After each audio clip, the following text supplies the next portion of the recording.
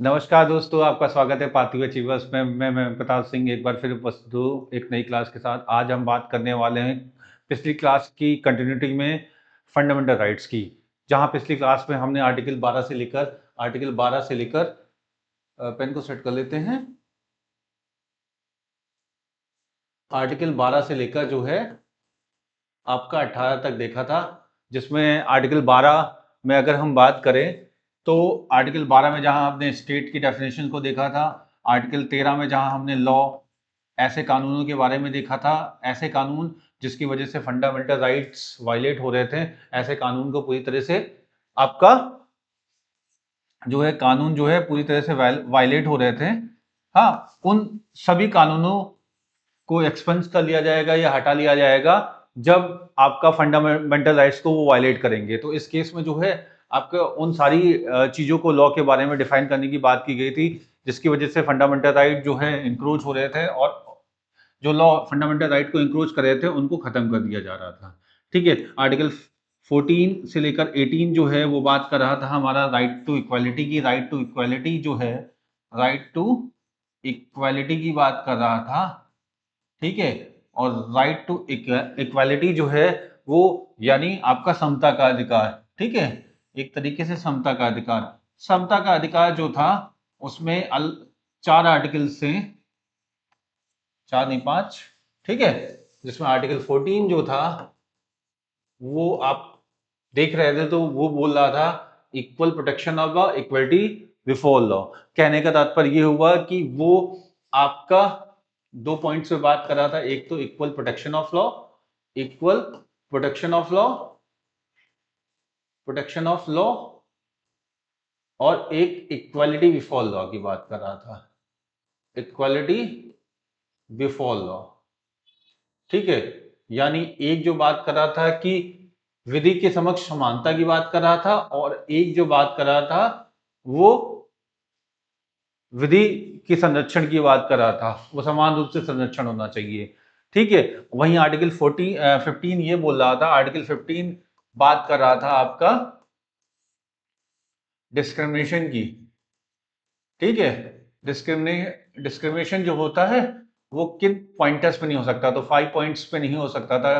वो 5 पॉइंट्स क्या थे? वो 5 पॉइंट्स थे रिलीजन, ठीक है, रेस, कास्ट, सेक्स और प्लेस ऑफ बर्थ। ठीक है, इन 5 पॉइंटर्स पे जो है, इन 5 पॉइंट्स पे जो है हमारा डिस्क्रिमिनेशन नहीं किया जा सकता लोगों के साथ। ठीक है, इसके बाद आर्टिकल 16 की बात हमने की थी, तो ये आर्टिकल 16 जो है वो आपका एम्प्लॉयमेंट्स की बात कर रहा था, और एम्प्लॉयमेंट्स की बात कर रहा था, सभी के लिए एम्प्लॉयमेंट्स की बात कर रहा था। और इसमें 7 पॉइंट्स थे, इसमें 7 पॉइंट्स थे, जिन 7 पॉइंट पे जो है डिस्क्रिमिनेशन नहीं होना चाहिए था एम्प्लॉयमेंट्स के क्षेत्र में। तो वो 7 पॉइंट्स कौन कौन से थे? वो 7 पॉइंट्स थे आपके, आपका ये 4-5 पॉइंट तो होंगे ही होंगे, 5 + 2 थे। 5 जो ये एग्जिस्टिंग जो 15 में थे, +2 थे। +2 में क्या था? एक था रेजिडेंस, ठीक है, और दूसरा डिसेंट। ठीक है, ये 2 पॉइंट और ऐड हो गए थे, जो कि आर्टिकल 16 में ऐड हो गए थे।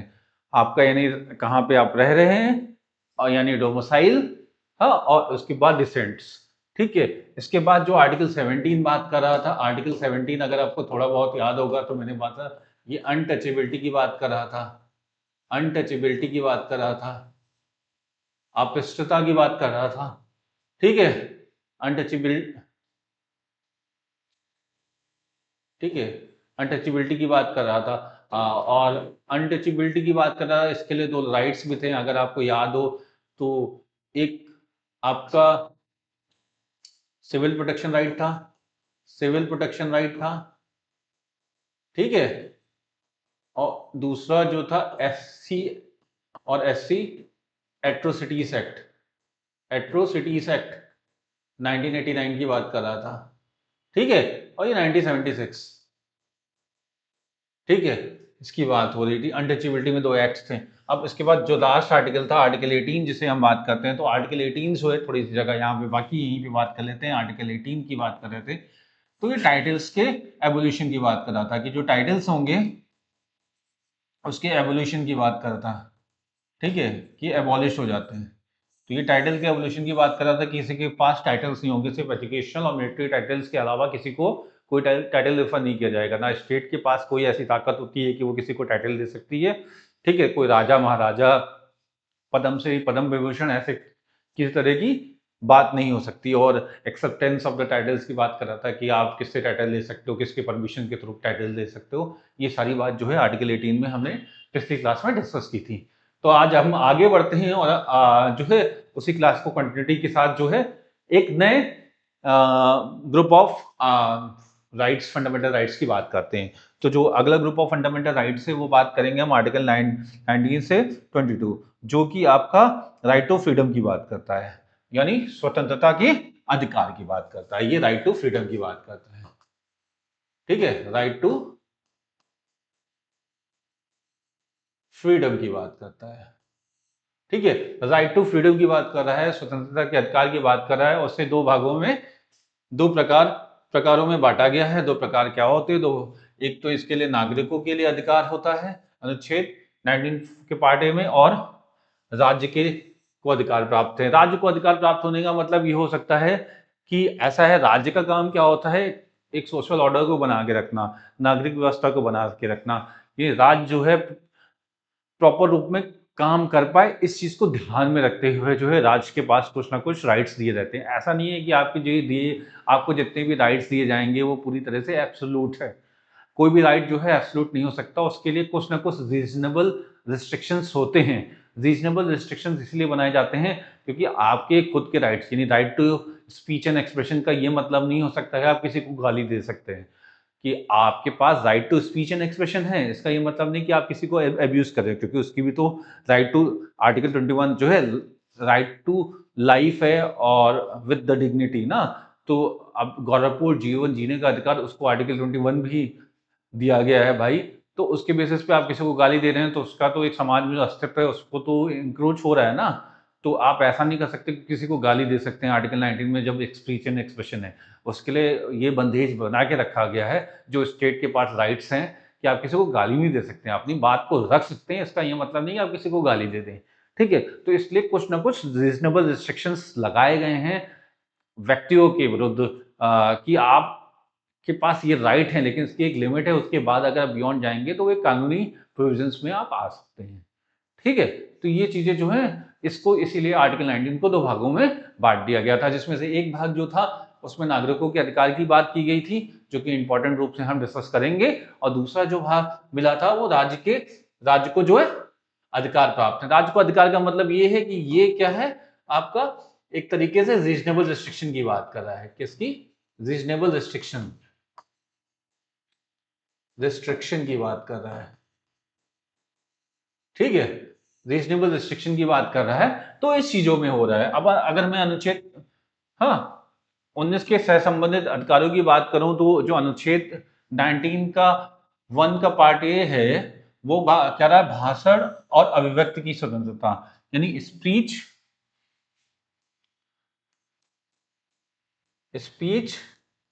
एंड एक्सप्रेशन की बात कर रहा है। ठीक है, वो भी कैसा? Freedom of speech and expression की बात कर रहा है। Freedom of speech and expression की बात कर रहा है कि आप बोल सकते हो और अपने आप को एक्सप्रेस कर सकते हो इस आर्टिकल के। तो इसमें क्या है, भाषण और अभिव्यक्ति को मौलिक मौलिक अंतर है कि भाषण देना और एक्सप्रेस करना, यानी एक तरह से स्पीच और आपका एक्सप्रेशंस में कुछ जो बेसिक डिफरेंस है उसमें क्या है कि अभिव्यक्ति के अंतर्गत लिखकर लिखकर बोलकर और सांकेतिक, यानी आपका एक तरह से डायरेक्ट करके माध्यम शामिल होते हैं। ठीक है, अभिव्यक्ति में ये भी हो सकता है कि आप लिख रहे हो, लिख के अभिव्यक्ति कर सकते हो। स्पीच में तो सिर्फ बोलना हो गया, अभिव्यक्ति में लिख कर भी कर सकते हो, बोलकर भी कर सकते हो, और सांकेतिक रूप से जैसे कार्टून बना के। ठीक है, कार्टून बना के हो गया, लिख के कोई एक ऐसा सटेरिकल का मतलब होता है व्यंग्यात्मक तरीके से अपनी बातों को प्रस्तुत कर देना किसी किसी भी व्यक्ति के विरुद्ध में। तो व्यंग्य के तरीके से सटेरिकल लैंग्वेज में लिख के बोल सकते हो।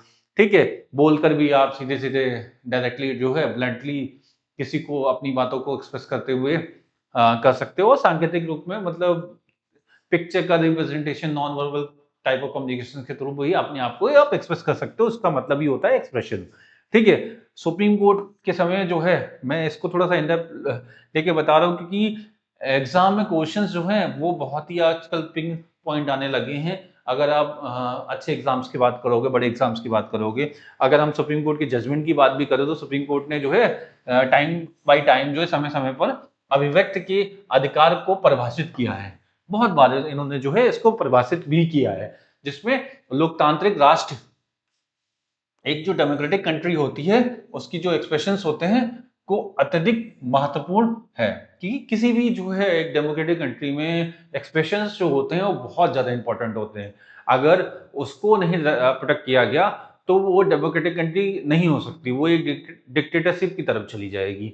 ठीक है, एक निरंकुश शासन की तरफ चली जाएगी। जहां पे अभिव्यक्ति होगी वहीं पे समाज जो है व्यक्ति अपने एक्सप्रेशंस को पूरी तरीके से दे पाएगा, और जब एक अपने एक्सप्रेशंस को पूरी तरीके से दे पाता है तभी एक अच्छे राष्ट्र और एक प्रजातांत्रिक और गणतांत्रिक राष्ट्र का निर्माण हो पाता है, एक डेमोक्रेटिक सेटअप जो है वहां पे स्टैब्लिश हो सकता है। ठीक है, तो इसके बाद क्या है, सुप्रीम कोर्ट ने विभिन्न निर्णय में, जैसे प्रेस की आजादी की बात की गई थी, सुप्रीम कोर्ट ने ही प्रेस की आजादी की बात की गई थी, क्योंकि फोर्थ पिलर ऑफ डेमोक्रेसी जो है आपका, उसमें आपका प्रेस जो है वो बहुत ज्यादा रोल प्ले करता है।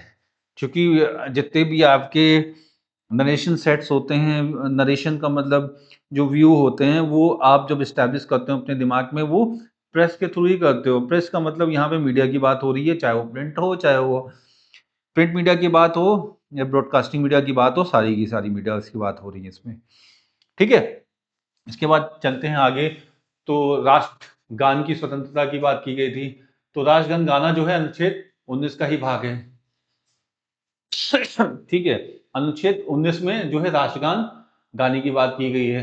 सुप्रीम कोर्ट ने राष्ट्रगान में चुप रहने, सुप्रीम कोर्ट ने एक निर्णय दिया था, चुप रहने और शांत रहने का अधिकार को अनुच्छेद 19 पार्ट ए के अंतर्गत माना है।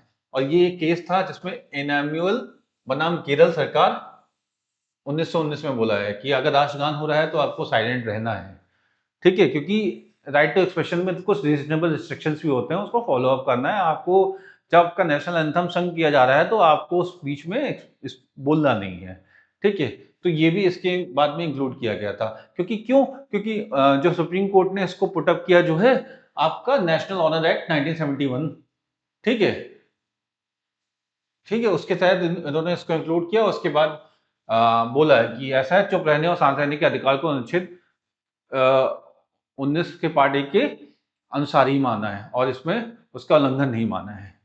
ठीक है, नेशनल ऑनर एक्ट के तहत देखो राइट टू स्पीच है तो राइट टू बी साइलेंट भी हो सकता है। तो उसमें राष्ट्रगान के लिए ये चीज 19 के पार्ट 1 के पार्ट ए में, सब पार्ट ए में इसको कैरी आउट किया गया है। राष्ट्रध्वज का प्राइवेट बिल्डिंग पे प्रयोग, ये बहुत सारे ऐसे पहलू होते हैं जो एग्जाम में डायरेक्ट आ जाते हैं और आपको लगता है कि मैंने तो इसको पढ़ा ही नहीं कहीं पे। सीधी सी बात है कि ये छोटी छोटी शक्तिमान वाली बातें होती हैं, जो छोटी छोटी मगर मोटी बातें होती हैं। तो इस केस में अगर राष्ट्रगान के केस में देख रहे हैं तो राष्ट्रगान के केस में इनामुअल बनाम केरल सरकार 1980 में जो है राष्ट्रगान में चुप रहने और शांत रहने के अधिकार को अनुच्छेद 19 के sub clause A, sub clause 1 के सब क्लॉज ए में इसको जो है माना गया है।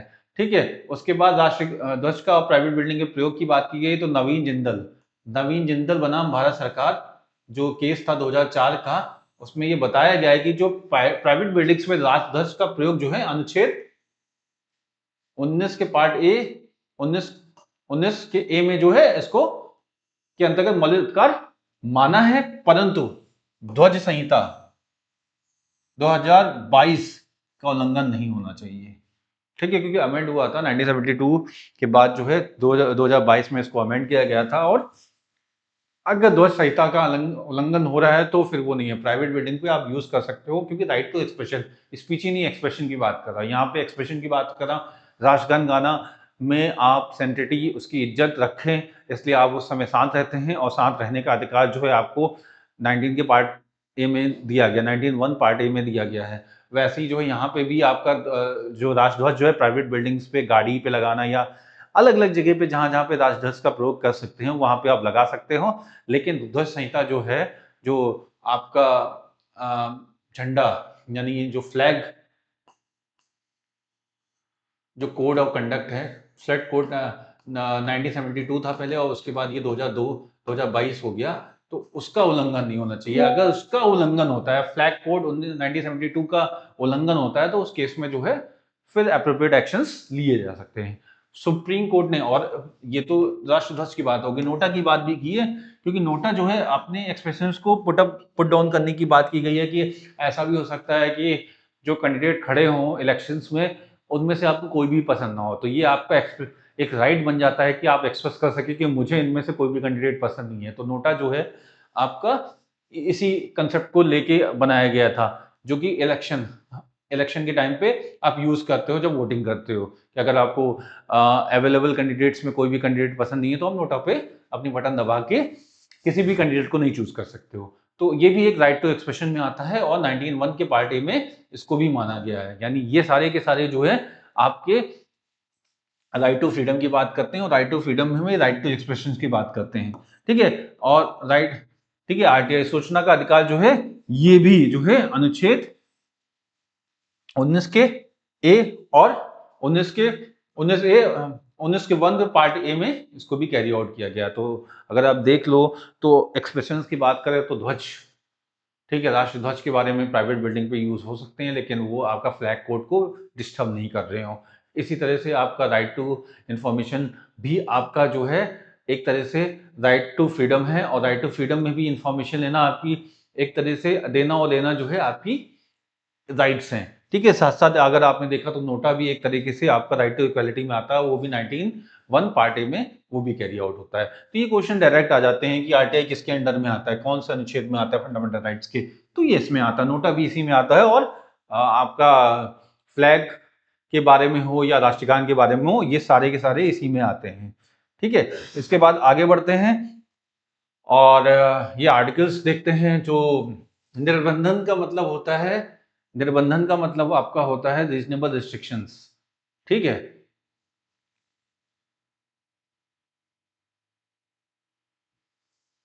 निर्बंधन का होता है रीजनेबल रिस्ट्रिक्शंस, रीजनेबल रिस्ट्रिक्शन। ठीक है, और इसमें जो है अलग अलग सब पार्ट्स दिए गए हैं, उसको कैरी आउट करते हैं। ठीक है, तो क्या है ये, अगर हम बात करते हैं तो 19 का पार्ट ए, सब पार्ट ए, 1901 का ए पार्ट जो है भाषण और अभिव्यक्ति की स्वतंत्रता की बात करता है। ठीक है, आपका 19 का बी पार्ट जो है वो बात करता है सभा करने की स्वतंत्रता। 19 का सी पार्ट जो है आपका संगठन बनाने की स्वतंत्रता की बात करता है। भ्रमण करने की स्वतंत्रता जो है डी में आती है, ई में निवास करने की स्वतंत्रता आती है, और एफ में जो है व्यवसाय करने की स्वतंत्रता आती है। अगर हम बात करते हैं इसको, तो एक तरीके से इसी को जब हम इंग्लिश में बात करते हैं और एक्सप्रेस करते हैं तो एक शॉर्ट ट्रिक है। अगर देखें तो SAAMRP,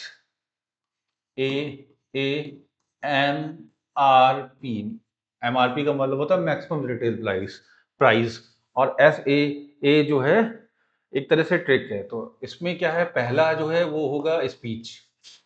ठीक है, right to speech and expression की बात करेगा, स्पीच और एक्सप्रेशन।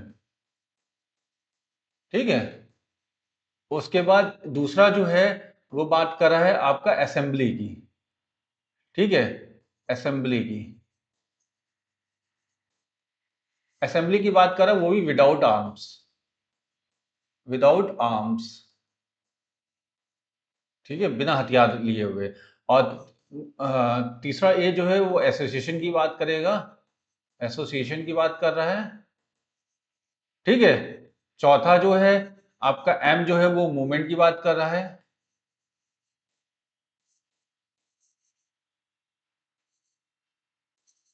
ये रेजिडेंट की बात कर रहा है या सेटलमेंट की बात कर रहा है, और ये प्रोफेशन की बात कर रहा है। ठीक है, तो ये अलग अलग राइट्स हैं। अब देखो, अगर स्पीच और एक्सप्रेशन की बात कर रहा है तो आपका स्पीच और एक्सप्रेशन की बात कर रहा है, यानी आपका भाषण और अभिव्यक्ति की बात कर रहा है। तो ये हो गया आपका, अगर हम बात करें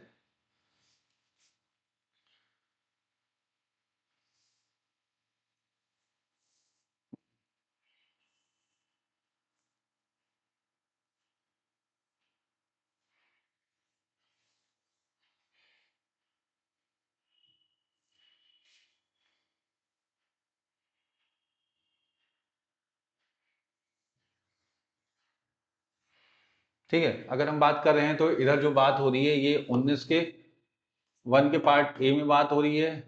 ठीक है, इसको कॉमन रखो, ये बी में बात हो रही है, ये सी में बात हो रही है, ये डी में बात हो रही है, ये आपका ई में बात हो रही है और ये एफ में बात हो रही है।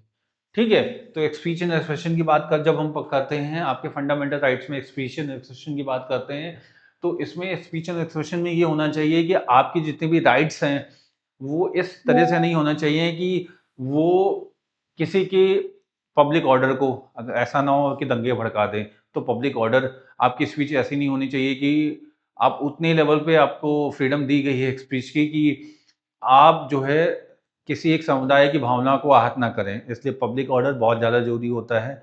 ठीक है, आप देश के विरुद्ध नहीं बोलेंगे, ठीक है, आप कोई ऐसे कृत्य नहीं करेंगे जिसकी वजह से जो है किसी को हार्म्स हो। ठीक है, ये सारे के सारे जो है रीजनेबल रिस्ट्रिक्शन आपके लिए लगाए गए हैं। उसी तरह असेंबली भी होती है, असेंबली में ऐसा नहीं कि दंगे भड़काने के लिए आपने असेंबली कर लिए, आपको जो भी करना है असेंबली जो है, असेंबली या प्रोटेस्ट जो भी करना है वो पीसफुल तरीके से होना चाहिए, विदाउट आर्म्स होना चाहिए, विदाउट इंसाइटमेंट होना चाहिए। एक गांधीवादी तरीके से आपको प्रोटेस्ट करने का अधिकार है, ऐसा नहीं कि आप डंडे और कुल्हाड़ी और जो हथियार लेके आ गए हैं और प्रोटेस्ट कर रहे हैं या असेंबली कर रहे हैं। ऐसी कोई भी असेंबली को सरकार परमिशन नहीं देती है। ठीक है, उसके साथ साथ जो है एसोसिएशन की बात करते हैं तो आप ऐसा संगठन नहीं बना सकते हैं जो किसी किसी भी एक सर्टेन ग्रुप को डिस्टर्ब करने के लिए, उसकी जो पीसफुल नेचर है उसको डिस्टर्ब करने के लिए ऐसे संगठन आप नहीं बना सकते हैं। एसोसिएशन का मतलब ये होता है कि एक ऐसे संगठन का आप निर्माण करिए जिसमें जो है लोगों की सहायता हो सके और इससे सहकारिता को और ज़्यादा बढ़ावा मिल सके। ठीक है, उसके बाद आपका राइट टू मूवमेंट की बात कर सकते हो, तो आप एक स्थान से दूसरे स्थान तक जा सकते हैं। ठीक है, ये एक तरीके से राइट टू मूवमेंट की बात करता है कि आप जो है एक स्थान से दूसरे स्थान तक जा सकते हैं और उसके साथ आप रिसाइड कर सकते हो। यानी रेजिडेंट कहने का मतलब रिसाइड, कहीं पे रहने का जो भी अधिकार है कि आप देश के किसी भी कोने में जाके रह सकते हो। हाँ, कुछ राइट्स इसमें ये है कि कुछ सर्टेन ट्राइब्स हैं जहाँ पे आप नहीं जा सकते। अब जैसे अगर आप बोल रहे हैं अंडमान निकोबार में आप वहाँ पे रहने वाले ट्राइब्स के साथ रहने चले जाएँ और वहाँ पे मकान बना लें, तो ऐसा नहीं हो सकता। इसके लिए भी रीज़नेबल रिस्ट्रिक्शंस हैं। रीज़नेबल रिस्ट्रिक्शंस जो हैं वो हर किसी के साथ, हर एक आर्टिकल्स के साथ हैं। उसका मेन कारण ये है कि कुछ चीज़ें जो हैं एक्सक्लूसिव जो है कुछ लोगों के लिए ही बनी होती हैं, जो प्रायः सिर्फ़ उन्हीं लोगों के लिए बनी हुई होती हैं जिस क्षेत्र विशेष में वो लोग रहते हैं। क्योंकि वो क्षेत्र विशेष में रहने वाले लोग सिर्फ़ उन्हीं पे निर्भर रहते हैं। वो समाज में उपस्थित और व्यवस्थाओं का ना तो वो भोग करते हैं और ना तो वो आपसे उम्मीद करते हैं कि आप उनको वो चीज़ प्रोवाइड करें।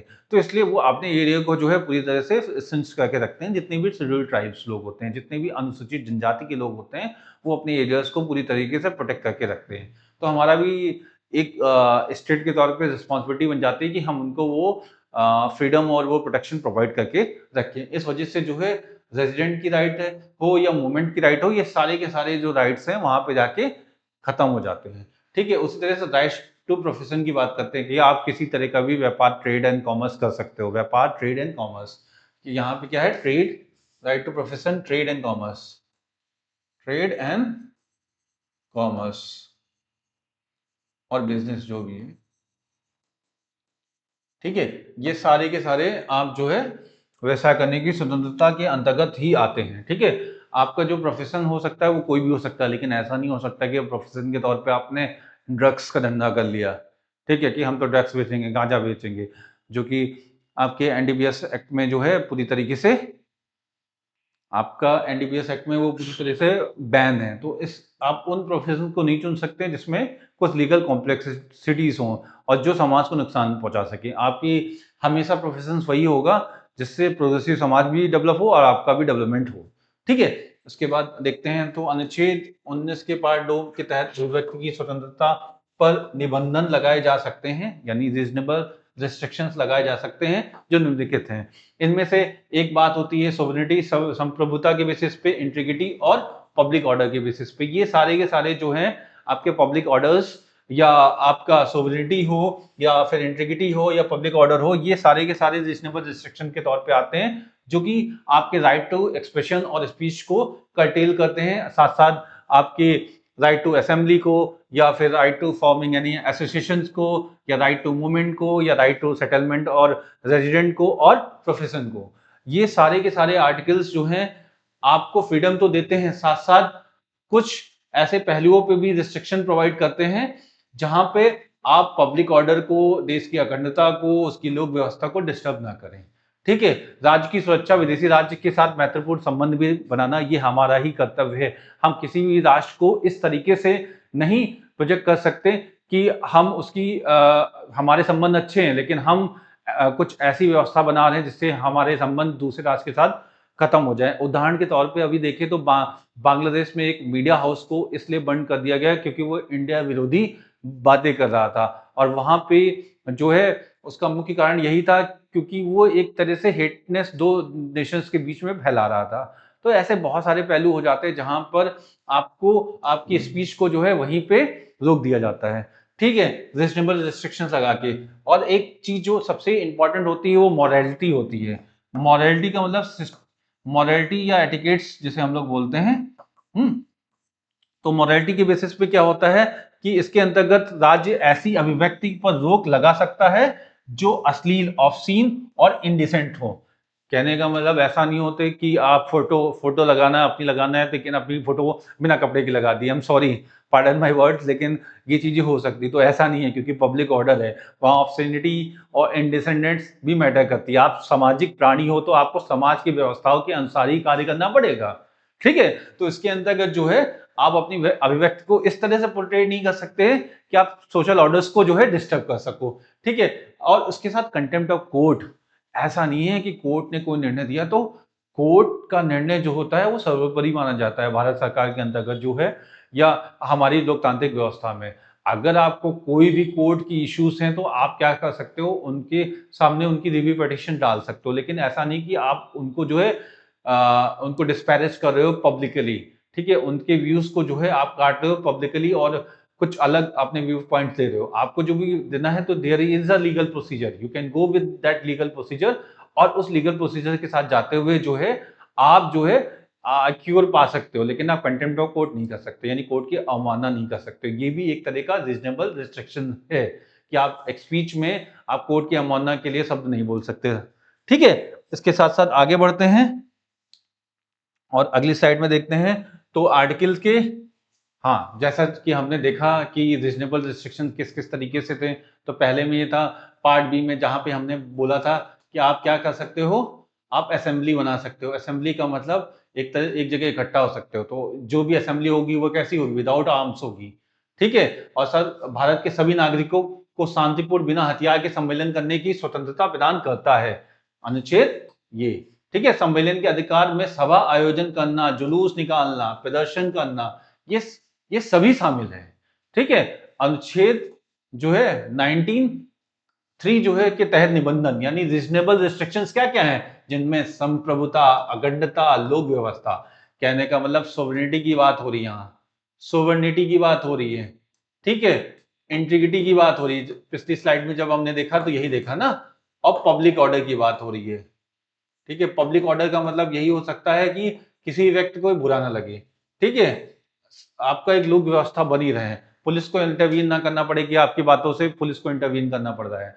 ठीक है, अब उसके बाद 19 का जो है पार्ट सी क्या कह रहा है, संगम यानी मिलना, कॉन्फ्रेंस, संघ यानी एक तरीके का ग्रुपिंग, और सहकारी समिति बनाने का अधिकार। सोसाइटीज देखते हैं ना अलग अलग, अगर आप किसी सरकारी व्यवस्था में होंगे तो आपको पता होगा कि आपके ऑफिस में ही सोसाइटीज चलती रहती हैं जिसमें आपका कंट्रीब्यूशन जो होता है वो जाके इस सोसाइटी में कंट्रीब्यूट होता है, और जिस समय जिसको जरूरत होती है वो पैसा वहां से निकालता है और अपनी जो होता है कि काम को निकालता है। एक तरह से बैंकिंग सिस्टम ये भी होता है जिसमें रेट ऑफ इंटरेस्ट जो है एक्चुअल बैंकिंग सिस्टम से थोड़ा सा कम होता है, जिसमें आप लोन लेके अपनी व्यवस्था को, अपनी जरूरतों को पूरा कर सकते हैं। ऐसी समितियां बनाई जाती हैं, सहकारी समिति जिसे हम लोग बोलते हैं, कोऑपरेटिव सोसाइटीज बोलते हैं। ठीक है, और संविधान ने भी इसका अनुच्छेद किया है, संसद के द्वारा जो है 97 संविधान संशोधन के थ्रू जो 2011 में जो है आपका के माध्यम से सहकारी समिति बनाने का अधिकार जोड़ा गया है। ठीक है, अब इसके अंतर्गत जो है मजदूर संगठन बनाना, दबाव यानी जिसे हम लोग प्रेशर ग्रुप बोलते हैं, भाई किसानों के भी प्रेशर ग्रुप्स होते हैं, और इसके अंतर्गत जो है मजदूर संगठन भी होते हैं, राजनीतिक दल भी होते हैं।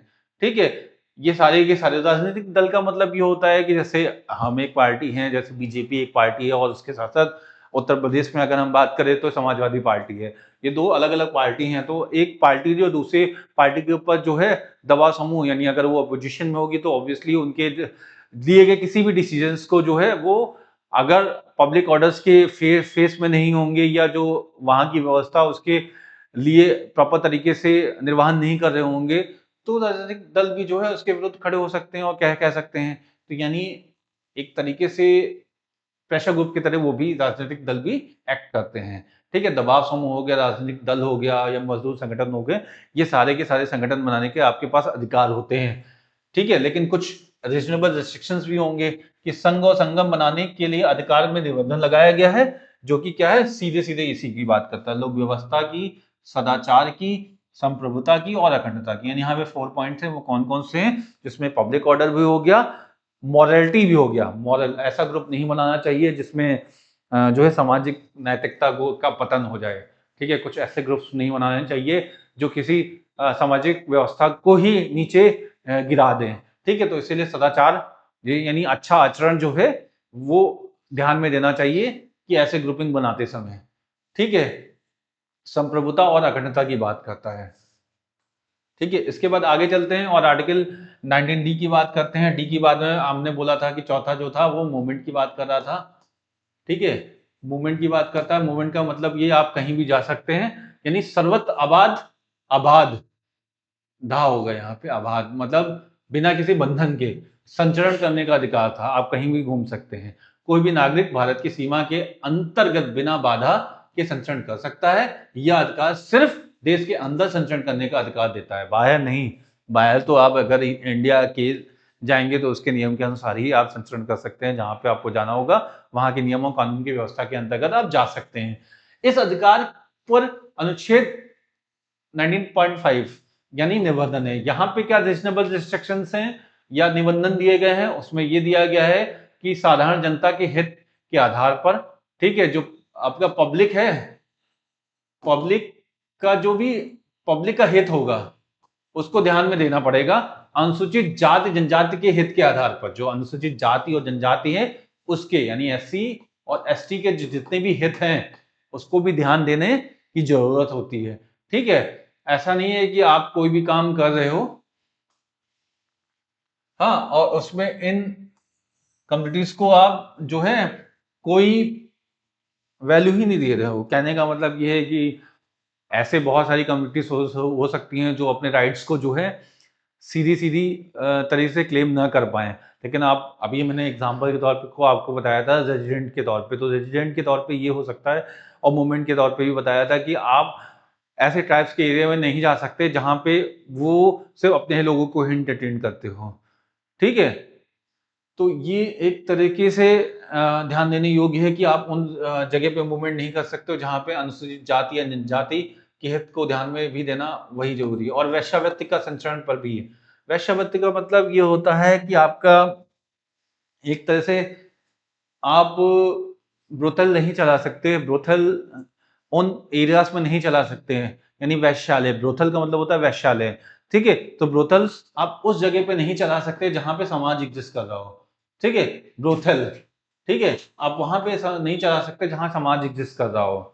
ठीक है, कोविड प्रभावित व्यक्ति के संचरण पर रोक। ठीक है, व्यक्ति के संचरण पर रोक, हाँ, एक नया जो 2020 के बाद जो लागू हुआ वो यही लागू हुआ। उसमें यही किया गया कि जो है आपका अगर कोविड प्रभावित व्यक्ति है, अब उसका मूवमेंट कर रहा है तो वो पब्लिक को और ज्यादा डिस्टर्ब करेगा ना, तो इस चीज को भी बहुत ज्यादा ध्यान दिया गया कि भाई उसका मूवमेंट, अब इसमें ये नहीं होगा कि वो घूमे क्योंकि उसको राइट टू मूवमेंट है, ऐसा नहीं हो सकता, क्योंकि वो दूसरी पब्लिक को जो है पब्लिक ऑर्डर को डिस्टर्ब करेगा ना। तो इस केस में जो कोविड प्रभावित व्यक्ति होगा उसके लिए भी ये एक तरह का रीजनेबल रिस्ट्रिक्शन है कि उसको घर पे ही कन्फाइन किया जाएगा। हाँ, उसी तरह से महामारी के संचरण पर रोक, महामारी अगर है तो अगर वो किसी एक पर्टिकुलर एरिया में है तो वहां के लोगों को वहीं कन्फाइन कर दिया जाएगा, क्वारंटीन कर दिया जाएगा जब तक उनकी बीमारी सही नहीं हो सकती है, सही नहीं हो जा सकती है। क्योंकि ऐसे केसेस में क्या होता है कि वो पूरे के पूरे एक राज्य को और एक पूरे के पूरे देश को ही प्रभावित कर सकती है। इसलिए इस केस में जो है आपका हो सकता है एड्स प्रभावित व्यक्ति पर भी निबंधन नहीं लगाया जा सकता। क्यों? क्योंकि वो कॉन्टिन्यूअस डिजीज नहीं हो सकती है। ठीक है, वो सिर्फ और सिर्फ एयरबोर्न डिजीज नहीं हो सकती है, वो कांटेक्ट में आएगी, या तो जो इन्फेक्टेड इंजेक्शंस जो है, इंजेक्शंस का प्रयोग किया जाए, जो नशीले इंजेक्शंस होते हैं उसके प्रयोग से इंजेक्शन से हो गए, या वाउंड टू वाउंड टच की बेसिस पे हो, ठीक है, और या तो एसटीडी की बेसिस पे हो। एसटीडी का मतलब होता है आपका सेक्सुअली ट्रांसमिटेड डिजीज, ठीक है। तो या तो इंजेक्शन के बेसिस पे हो, या तो वाउंड्स के बेसिस पे हो, wound to wound touch. Wound का मतलब होता है घाव, घाव से घाव जो है टच करेंगे तो उसके बेसिस पे हो, या एसटीडी या सेक्सुअली ट्रांसमिटेड डिजीज के बेसिस पे हो, यानी ये एक तरह से आपका टच पे ही आने के बाद ही होगा, ठीक है। ये तो ब्लड का ट्रांसमिशन एक इन्फेक्टेड व्यक्ति से दूसरे सही व्यक्ति के पास हो जाए तो उस पर इन्फेक्शन फैल सकता। तो इसका मतलब ये नहीं हो सकता कि इसको मूवमेंट ना करने दिया है, क्योंकि ये तो कांटेक्ट की चीज हो गई, ना कि एयरबोर्न होगी, यानी हवा के द्वारा जनित रोग हो गया, यानी बोलने में ही फैल जाए, बोलने में जो आपके सलाइवा या उसके साथ साथ जो आप जो भी पार्टिकल्स निकाल रहे हो, ठीक है, वो जो है एयर के साथ ट्रांसमिट होकर वेक्टर बोर्न डिजीज जो है दूसरे के पास पहुंच जाए, ठीक है। आर्टिकल का ई क्या कहता है आपका, एमआरपी में क्या था, ये था रेजिडेंट, ठीक है, यानी आप भारत के नागरिक भारत के राज्य क्षेत्र में किसी भी भाग में निवास करने और बसने का अधिकार है। इस अधिकार पर अनुच्छेद 19 के पार्ट 5 में निर्बंधन पाबंदी लगाई जा सकती है। कैसी पाबंदी लगेगी, अगर साधारण जनता के हित में है, ठीक है, अनुसूचित जाति और जनजाति के हित में। मैंने अभी बताया ना, पिछली पिछली स्लाइड में बताया था कि उनके एरिया में नहीं जाके आप रह सकते हो अगर उनके हित को आप इंक्रोच कर रहे हो। और सबसे बड़ी बात ये थी कि इसके बाद एक और आर्टिकल था, अगर आपको पता हो तो, संपत्ति का अधिकार था। संपत्ति का अधिकार जो था, पहले एक तरह से फंडामेंटल राइट था कि आपको जो है राइट टू प्रॉपर्टी पूरी तरीके से दी गई थी कि आप राइट टू प्रॉपर्टी रख सकते हो। लेकिन बाद में क्या हुआ, 44वां संविधान संशोधन 1978 हुआ और उसके माध्यम से क्या हुआ, इसको मूल अधिकार से हटा लिया गया और उसके बाद 300A में, ठीक है, 300A के अंतर्गत से एक कानूनी अधिकार बना दिया गया। पहले ये क्या था, ये एक तरह का मौलिक अधिकार था कि किसी के पास भी प्रॉपर्टी होनी जरूरी है, सरकार को किसी न किसी को घर देना जरूरी है, ऐसा नहीं है। अब ये कानूनी अधिकार हो गया कि अगर आपने रजिस्ट्री करा ली है, अगर आपने बता दिया है कि हम इस क्षेत्र के की इस जगह के इस तालुका के इस खसरा संख्या में हम निवास कर रहे हैं, तो सरकार की ये राज्य की जिम्मेदारी बन जाती है कि जो भी एक्ट होंगे या जो भी कानून होंगे उस क्षेत्र विशेष में, उसके अंतर्गत आपकी जो प्रॉपर्टी की रक्षा की जाएगी, ठीक है, उस कानूनी तरीके से, ठीक है। अब उसके बाद जो लास्ट था, आर्टिकल 19 का जो लास्ट था, क्योंकि ये थोड़ा सा बड़ा और ब्रॉडर है लेकिन बहुत ही ज्यादा इंपॉर्टेंट भी है, ठीक है। तो उसमें जो वो था, प्रोफेशन की बात करता है। प्रोफेशन का मतलब होता है आपका व्यापार की। तो किसी भी नागरिक का कोई भी व्यवसाय, उपजीविका, व्यापार, कारोबार करने का अधिकार है। यानी किसी नागरिक को जो है किसी भी कोई भी व्यापार, उपजीविका, व्यापार और कारोबार करने का अधिकार है। नागरिकों को अपनी आजीविका चलाने के लिए ये सारे अधिकार दिए गए हैं, अपने जीवन को चलाने के लिए, अपनी लिवलीहुड को जो है जीने के लिए ये सारे के सारे अधिकार आपको दिए गए हैं। लेकिन इसमें भी कुछ ना कुछ निर्बंधन लगाए गए। निर्बंधन का मतलब होता है रीजनेबल रिस्ट्रिक्शंस लगाए गए हैं। जैसे ऐसे कोई भी व्यापार ना करे जो साधारण जनता के हित से जुड़े निबंधन हो, ठीक है, यानी साधारण जनता को जो एक तरह से आपका जनरल पब्लिक ऑर्डर को जो है डिस्टर्ब ना करें। दूसरा क्या है, किसी व्यक्ति या व्यापार के लिए तकनीकी अर्हताएं निर्धारित हों, ठीक है। ऐसा नहीं है कि आप डॉक्टर ये व्यवसाय करना है, मुझे व्यवसाय करना है, ठीक है। इसका ये मतलब नहीं कि आपने क्लिनिक खोल के बैठ गए, आपको पैरासिटामोल की जानकारी है, आपको दर्द वाली दवा की जानकारी हो गई, थोड़े दिन लेते लेते तो आपने क्या किया, एक क्लिनिक खोल के रख दी। किसी का पैर दर्द कर रहा है तो आपने जो है उसको डाइक्लोफेनाक दे दिया, और अगर किसी को फीवर आ रहा है तो अपने पैरासिटामोल दे दिया। नहीं, आपको अगर तकनीकी अर्हताएं हैं, जैसे डॉक्टर के लिए जो है आपका नीट का एग्जाम क्वालिफाई करना है, एमबीबीएस करना है, एमएस करना, ये जरूरी होता है। ऐसा नहीं झोला छाप बन के कहीं भी बैठ गए। तो इस तरह से निर्बंधन लगाए गए हैं व्यक्तियों पे, ठीक है। इसके साथ साथ जो अगला है उसमें नागरिक को किसी व्यापार या कारोबार करने के लिए वर्णित कर देता है, क्योंकि राज्य किसी व्यवसाय पर एकाधिकार करना चाहता है। नागरिकों को कभी कभी ऐसा होता है, जिससे रेलवे जो है अभी भी मोनोपोली के तौर पे इंडिया में एग्जिस्ट कर रहा है। और अगर सरकार ये देखती है कि क्या जो तकनीकी अहर्ताएं हैं वो मैच कर रही हैं, तभी वो कुछ चीजों पे काम करने के लिए अभी सिर्फ और सिर्फ उन्हीं रीजंस को देके रखा हुआ है जहां पे सरकार अपनी व्यवस्था चला सकता है। और अभी अगर उसको उसने जो है प्राइवेट हाथों में नहीं दिया है तो वहां और उस क्षेत्र में सरकार सिर्फ और सिर्फ अपना एक्सक्लूसिव राइट रखती है, किसी और एंटिटी या किसी आपका व्यापारिक संस्था को वहां पे एंटर करने नहीं देती। ठीक है, ये एक सोशल कैपिटलिस्ट गवर्नमेंट को ना छोड़कर ये एक सोशलिस्ट गवर्नमेंट की नीति होती है जहां पे सरकार अपने पास ही कंट्रोल रखती है कुछ सर्टेन चीजों में। इंडिया में भी कुछ ऐसी चीजें हैं जहां पर वो अपने अधिकार को अभी भी रखी हुई है। आगे चलते हैं, अब आर्टिकल 20 की बात करते हैं। आर्टिकल 20 जो है वो आपका अपराधों के दोष सिद्धि के संबंध में संरक्षण है। ठीक है, उसकी बात करता है, प्रोटेक्शन ऑफ।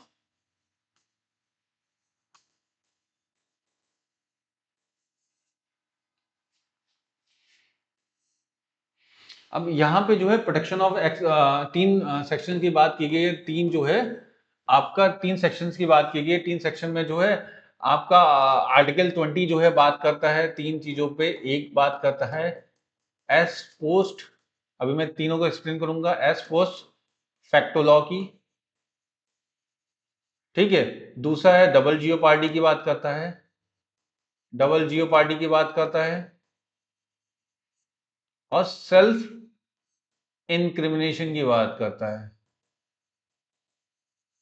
ठीक है, तो एस पोस्ट फैक्टो लॉ जो है ये बात ये करता है कि भूत लक्षी का मतलब होता है कि आपका जिस डेट में जो क्राइम इंसिडेंट हैपन हुआ है, अब जैसे मान लो कि मर्डर एक तरीके से 1950 में जो है मर्डर करने की सजा 2 ही साल थी मान लो। ठीक है, और किसी ने मर्डर जो किया है और 1955 में क्या हो गया, ये आपका 10 साल हो गई।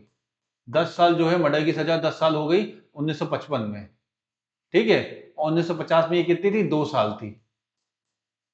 ठीक है, तो अगर किसी ने क्राइम जो किया है 1950 से लेकर 1955 के बीच में जो है ये 2 साल ही रहेगी। अगर किसी ने 31 दिसंबर, ठीक है, 1954 में, मान लो कि ये 1 जनवरी से लागू हुआ था कानून, 1 जनवरी 1955 से ये कानून लागू हुआ था 10 साल की सजा वाला। अगर किसी व्यक्ति ने क्राइम कब किया है, 31 दिसंबर 1954 में, और उसको सजा कब मिल रही है, 1964 में सजा अगर जज सुना रहा है, तो उस समय 1955 का कानून नहीं लागू होगा, क्योंकि इसने जो क्राइम किया था वो कब किया था, 1954, यानी क्योंकि जो कानून 2 साल, जो कानून 1950 में था वो 1955 के 31 दिसंबर 1954 तक रहेगा। तो अगर सजा, क्योंकि क्राइम जो हुआ था वो 31 दिसंबर 1954 को हुआ था, तो इस केस में क्या होगा, वो 1955 का कानून नहीं लगेगा, 1 जनवरी 1955 का कानून वहां पे नहीं लगेगा। वहां पे जो कानून लगेगा वो कब का लगेगा, यही 1950 वाला कानून लगेगा। और व्यक्ति को जब सजा सुनाएगा जज, तो इसी कानून के बेस पे सुनाएगा, ना कि इस कानून के। तो इसका मतलब यही होता है कि protection for the S post facto law. कहने का मतलब ये नहीं होगा कि अगर अगर किसी, अब ये केस एक और अच्छी बात ये भी कहता है कि 1955 में अगर क्राइम करोगे 1955 के बाद, तो उसमें जो कानून है 1955 के जो कानून और नियमावली है उसके अनुसार में आपको सजा मिलेगी। ये कहने का यही एक तात्पर्य है कि आपको सजा उस कानून पे मतलब उस कानून के आधार पे मिलेगी जो उस समय लागू हो रहा होगा। ठीक है, उस समय जो भी कानून लागू हो रहा होगा उसके आधार पे ही आपको सजा मिलेगी। ऐसा नहीं है कि आपको सजा उस कानून पे मिले जो आप आज का एग्जिस्टिंग कानून है। ठीक है, अगर उस कानून में उस समय रेस्पाइट थी और उस समय आपने ये क्राइम या कोई भी क्रिमिनल इंसिडेंट किया, तो आपको फिर उसी के बेसिस पे जो है सजा मिलती थी। ठीक है, यानी कोई व्यक्ति किसी अपराध के लिए उतनी ही सजा का हकदार होगा जितनी सजा उस समय निर्धारित की गई है। ठीक है, यह कानून सिर्फ फौजदारी पर लागू होता है। ठीक है, एक चीज ये ध्यान देने वाली है कि ये जितने भी कानून होंगे, ये कानून किस में लागू होंगे, सिर्फ क्रिमिनल मैटर पे। ठीक है, क्रिमिनल मैटर्स पे। ठीक है, ये जो है आपका क्रिमिनल मैटर पे लागू होंगे।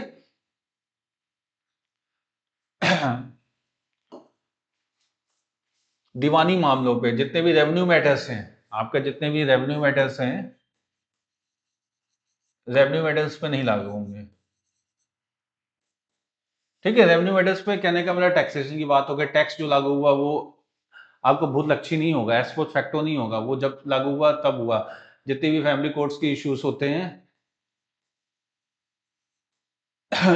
यानी किसी भी सिविल मामले पे लागू नहीं होगा, क्रिमिनल मैटर्स पे लागू होगा। बहुत लक्षी वाला जो है एज पोस्ट फैक्टो वाला लॉ जो है वो आपका क्रिमिनल मैटर्स पे लागू होगा, रेवेन्यू मैटर्स पे या सिविल मैटर्स पे लागू नहीं होगा। ठीक है। उसके बाद अभी मैंने बात की कि आर्टिकल जो है 20 का पार्ट 2 बात करेगा वो protection of double Jio party की बात कर रहा है। डबल जियो पार्टी का मतलब होता है दोहरे दंड के संरक्षण की बात कर रहा है। कहने के एग्जाम्पल के तौर पे अगर आप ले लेते हैं तो आपने एक क्राइम एक्ट किया और उसके बेसिस पे आपको सजा मिल गई है। ठीक है। अब उसके बेसिस पे अगर आपको सजा मिल गई है तो आपको ऐसा नहीं कि इस क्राइम के लिए डबल सजा मिल जाए। ठीक है। एक क्राइम के लिए जो कानून की विधिवत तरीके से, जो कानून में विधिवत तरीके से जो सजा दी गई है वो आपको एक ही बार मिलेगी, 2 बार नहीं दी जा सकती है। ठीक है। अब ये है जैसे किसी एक व्यक्ति को किसी एक ही अपराध के लिए 2 बार सजा नहीं दी जाएगी।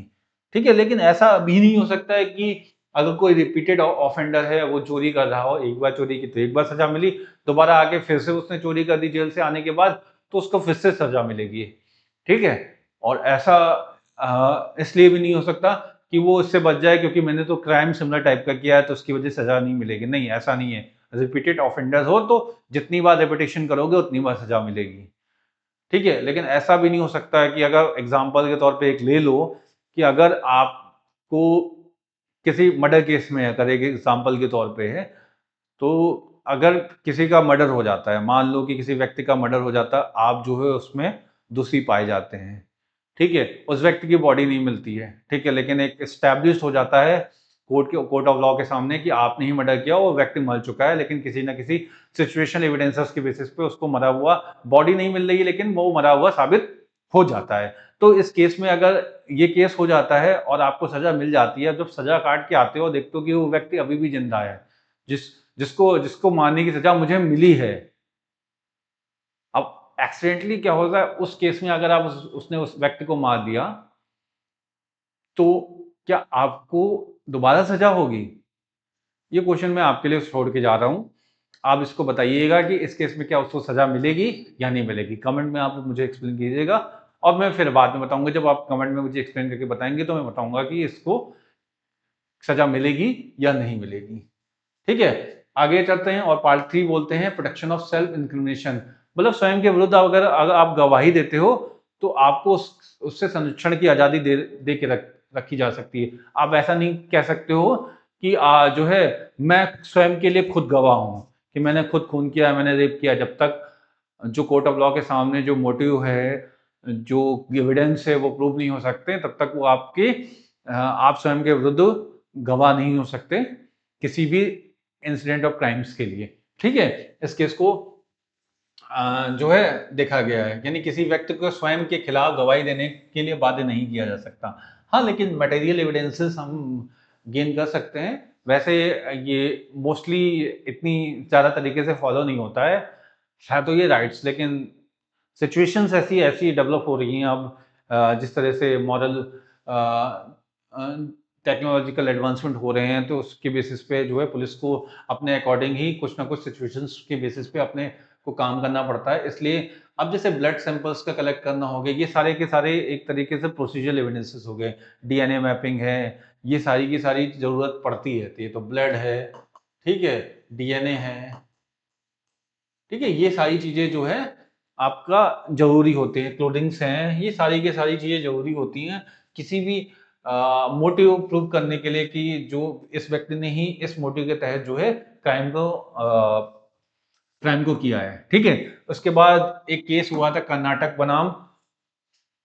राज्य बनाम सेल्नी के 2010 का एक केस है जिसमें सुप्रीम कोर्ट ने नार्को टेस्ट, जिसे हम लोग बोलते हैं ना narco test, gene printing, polygraph test करना गलत है।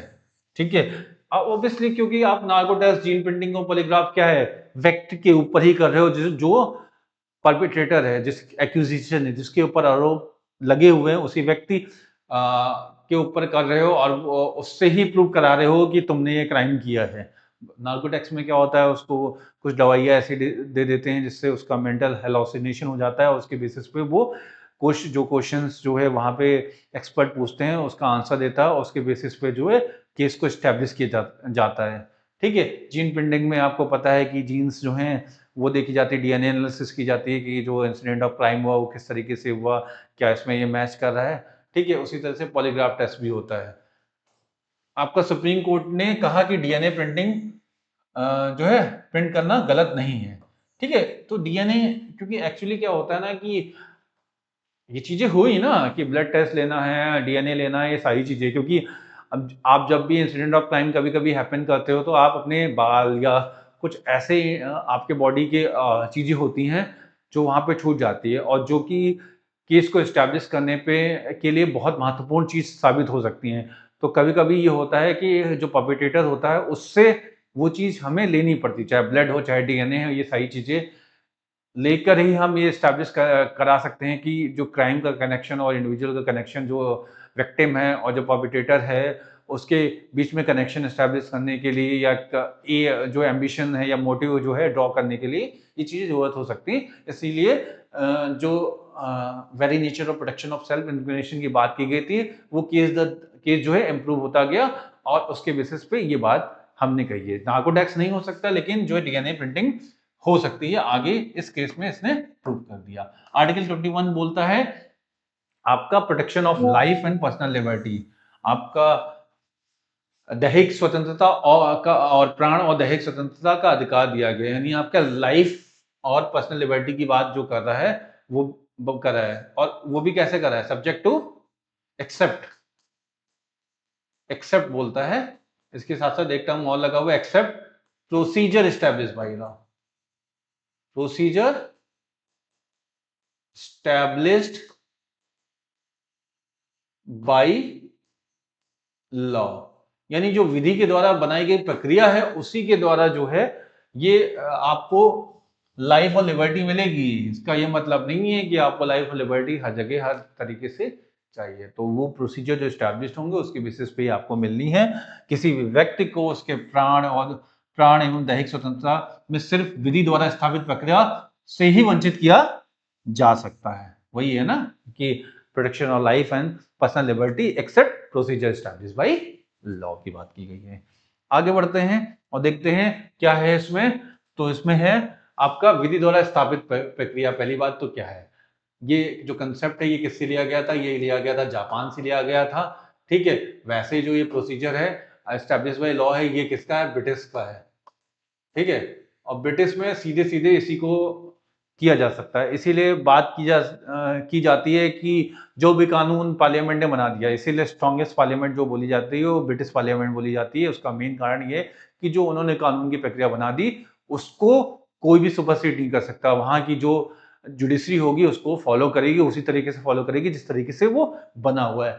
हाँ, ब्रिटेन का सिद्धांत है और इसमें क्या कानून की प्रक्रिया पे ध्यान दिया जाता है। यहाँ पे क्या कानून की प्रक्रिया जो भी प्रोसीजर होगा उसको ध्यान दिया जाएगा, ना कि कानून पर दिया जाएगा कि कानून का क्या मोटिव था, क्या इसमें कुछ चेंजेस हो सकते हैं, क्या बेटर हो किया जा सकता है। तो इस चीजों को जो है नहीं दिया जाता है, और ये ब्रिटिश कानून के अंतर्गत आता है, ब्रिटिश विधि के अंतर्गत आता है, जिसको हमने किससे लिया है, procedure established by law Japan से लिया गया है। ठीक है, विधि के सम्यक उचित प्रक्रिया यानी due process of law. Due process of law की बात करता है तो ये प्राकृतिक न्याय की बात करता है, प्राकृतिक न्याय की बात करता है, प्राकृतिक न्याय, हाँ, न्याय की बात करता है यानी नेचुरल जस्टिस की बात करता है। ठीक है, और प्राकृतिक न्याय के अंतर्गत क्या है, ये कंसेप्ट जो लिया गया है वो किससे लिया गया है, अमेरिका से लिया गया है, और उसमें ये ध्यान दिया गया है कानून पे ध्यान दिया जाता है प्रक्रिया के साथ। कहने का मतलब ये हुआ कि हम कभी कभी कुछ केसेस में आपका स्ट्रिंजेंट नहीं हो सकते हैं। ठीक है, हमें लोगों को जो है राइट्स देने चाहिए कि अगर उनकी पर्सनल लिबर्टी और आपका पर्सनल लिबर्टी लिबर्टी यानी उनकी जो स्वतंत्रता है और लाइफ अगर उस पर अटैक हो रहा है और वो प्रोसीजर जो है गलत है, तो हम क्या फॉलो करते हैं, प्राकृतिक न्याय के तरीके से। क्या ये जो प्रोसीजर अभी तक फॉलो हो रहा था क्या ये गलत था? हाँ गलत था, क्योंकि इसमें ये प्रोसीजर में ये खामियां थी, तो हम ड्यू प्रोसेस ऑफ लॉ को अपनाते हैं और ये देखते हैं कि उस लॉ में क्या खामियां था, उसके बेसिस पे हम उस लॉ को अमेंड करते हैं और उसके बेसिस पे जो है हम कानून को फिर स्टैब्लिश करते हैं। तो इस केस में अगर आपने देखे तो 1950 में एक केस आया था, AK गोपालन केस, और 1950 में ये एस्टैब्लिश हुआ था, पहली बार जो है सुप्रीम कोर्ट में ये गया था। उसमें ये क्या किया गया था कि निवारक निरोध अधिनियम जो है 1950 को सही माना गया था, जो ये था इसमें विधि द्वारा स्थापित प्रक्रिया के तहत माना और समाजवादी और मार्क्सवादी विचारधारा को जो है फॉलो करने वाली बात माना। उसमें ये कहा गया कि सबको बराबर तरीके अधिकार दिए जाएंगे और राइट्स जो दिए जाएंगे। विधि द्वारा स्थापित प्रक्रिया के तहत विधायिका जीवन के अधिकार के विरुद्ध बना सकती है, कार्यपालिका को यह अधिकार नहीं है। ठीक है, कहने का मतलब है कि एग्जीक्यूटिव एक्सटेंड जो हो सकता है, कहने का यही तात्पर्य हुआ इसका कि प्रोसीजर एस्टैब्लिश बाय लॉ का मतलब कि आपका संविधान बना सकती है संसद, जो भी है विधायिका जो है जीवन के अधिकार के विरुद्ध जो है कानून बना सकती है, लेकिन जो है एग्जीक्यूटिव की लिमिटेशंस को रखा है, एग्जीक्यूटिव उसको इम्प्लीमेंट करने में एक्सट्रीम स्टेप नहीं ले सकता है। ठीक है, लाइफ एंड लिबर्टी के, लेकिन अगर विधायिका ने बनाया है तो विधायिका उस एक्सटेंस को क्रॉस कर सकती है, लेकिन आपका कार्यपालिका एग्जीक्यूटिव उसको नहीं क्रॉस कर पाएगा। ठीक है, बाद में दोनों पे लिमिटेशन दे दी गई, विधायिका को भी लिमिटेशन दे दी गई और साथ साथ एग्जीक्यूटिव को तो पहले दे के रखी। बात यहाँ पे ये है कि जो भी कानून बनता था उसको इम्प्लीमेंट करने वाला तो एग्जीक्यूटिव होता था, और एग्जीक्यूटिव अपने एक्सटेंट से ज़्यादा ना बाहर जा पाए और आपकी स्वतंत्रता को इंफ्लुएंस कर पाए, आपके मूवमेंट्स को, आपके ऐसा ना हो सके कि अगर जैसे पोल्यूशन फ्री एनवायरनमेंट की बात करते हैं, पोल्यूशन एक्ट तो है लेकिन और कानून बनाया भी गया है, लेकिन एग्जीक्यूटिव की विल है कि उसने क्या किया, कुछ कंपनीज को अलाउ कर दिया एक सर्टेन एरिया में, और वहाँ का पानी हवा सब कुछ बर्बाद हो रही है, तो इस केस में आपके पास जो है एक स्वच्छ एयर लेने का अधिकार तो है आर्टिकल 21 के पास, क्योंकि वो आपके जीवन से संबंधित है एक स्वच्छ एयर। ठीक है, तो अब ऐसा नहीं कि एग्जीक्यूटिव अपनी लिमिट से ज्यादा बाहर जाके अलाउ कर सकता है और उसको अलाउ किया जाएगा, नहीं, ऐसा नहीं हो सकता।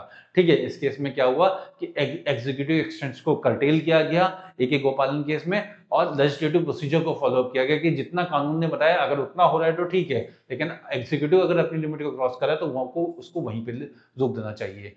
ठीक है, बाद में क्योंकि ड्यू प्रोसेस ऑफ लॉ की बात हुई, क्योंकि ये तो प्रोसीजर था, क्योंकि विधायिका ने जो कहा, प्रोसीजर है, विधायिका एक प्रोसीजर बनाती है, विधायिका ने जो कहा उसको फॉलो अप किया गया।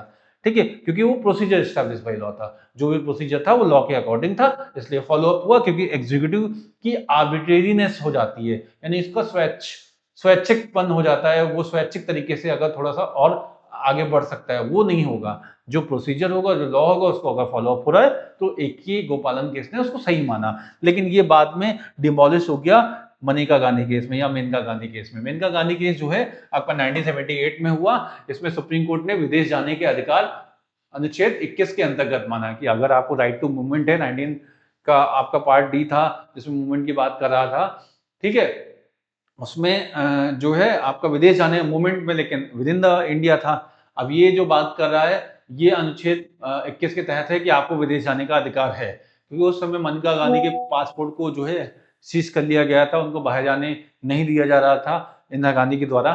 ठीक है, तो इसके लिए she move to court of law, supreme court move करती है और सुप्रीम कोर्ट ने उनको जो है रेस्पाइट प्रोवाइड, जो है आपका राहत प्रोवाइड की थी, और उस बेसिस पे उनको अलाउ किया था कि वो विदेश जा सकती हैं, विधायिका और कार्यपालिका। देखो यहाँ पे दोनों चीजें देखने में आ रही हैं, विधायिका को भी और कार्यपालिका को, दोनों को ही जीवन के अधिकार को वंचित नहीं कर सकती, यानी ये जो विधायिका या कार्यपालिका दोनों ही, यानी एग्जीक्यूटिव भी और लेजिस्लेटिव दोनों ही जो है आपके राइट टू लाइफ को वंचित नहीं कर सकती हैं। ठीक है, अनुच्छेद 21 के तहत जीवन और व्यक्तिगत स्वतंत्रता, यानी आपका लाइफ और इंडिविजुअल फ्रीडम से व्यक्ति को जस्ट और फेयर रीजनेबल, ठीक है, जस्ट फेयर रीजनेबल विधि के माध्यम से ही वंचित किया जा सकता है, अनुच्छेद 14 और अनुच्छेद 19 को ध्यान में रखते हुए, यानी जो इक्वल प्रोटेक्शन ऑफ लॉ की बात करता है, हाँ, उसको ध्यान में देते हुए, और हाँ, इक्वलिटी बिफोर लॉ की बात भी कर रहा है, जो इक्वल प्रोटेक्शन लॉ और इक्वलिटी बिफोर लॉ, और जो राइट टू फ्रीडम और एक्सप्रेशन की बात जो करता है, वो उन दोनों को ध्यान में देते हुए साथ साथ जस्ट और फेयर रीजनेबल रिस्ट्रिक्शन के माध्यम से ही सिर्फ उस लाइफ और जो इंडिविजुअल फ्रीडम को कर्टेल किया जा सकता है, अदरवाइज नहीं किया जा सकता अनुच्छेद 21 के। ठीक है, मनेका गांधी जो है, इसको हमें मेनका मेनका लिखा हुआ है लेकिन मनेका ही पढ़ा जाता है, क्योंकि बाद में जब ये बहू बनी थी आपका इंदिरा गांधी की, तो उन्होंने बोला था कि रंभा, अप्सरा और मेनका जो है हमारे यहाँ नहीं होते हैं, तो इसलिए इन्होंने इनका नाम चेंज करा के जब रजिस्ट्रेशन ऑफ मैरिज हुआ था तो मनेका रख दिया था। तो केस भी मनेका गांधी है यहाँ पे। आपका मिसप्रिंट हो गया है लिखने में। हाँ, तो मेनका गांधी वैसे ये प्रचलन में है, लेकिन मनेका गांधी जो है आपका कैरी आउट होता है मनेका। ठीक है, मेनका गांधीवाद केस में अनुच्छेद 21 के तहत विधि द्वारा स्थापित प्रक्रिया और विधि की उचित प्रक्रिया दोनों का वर्णन किया गया है। यानी यहाँ पर जो है प्रोसीजर स्टैब्लिश बाय लॉ की बात भी की गई है, प्रोसीजर स्टैब्लिश बाय लॉ की बात की गई है,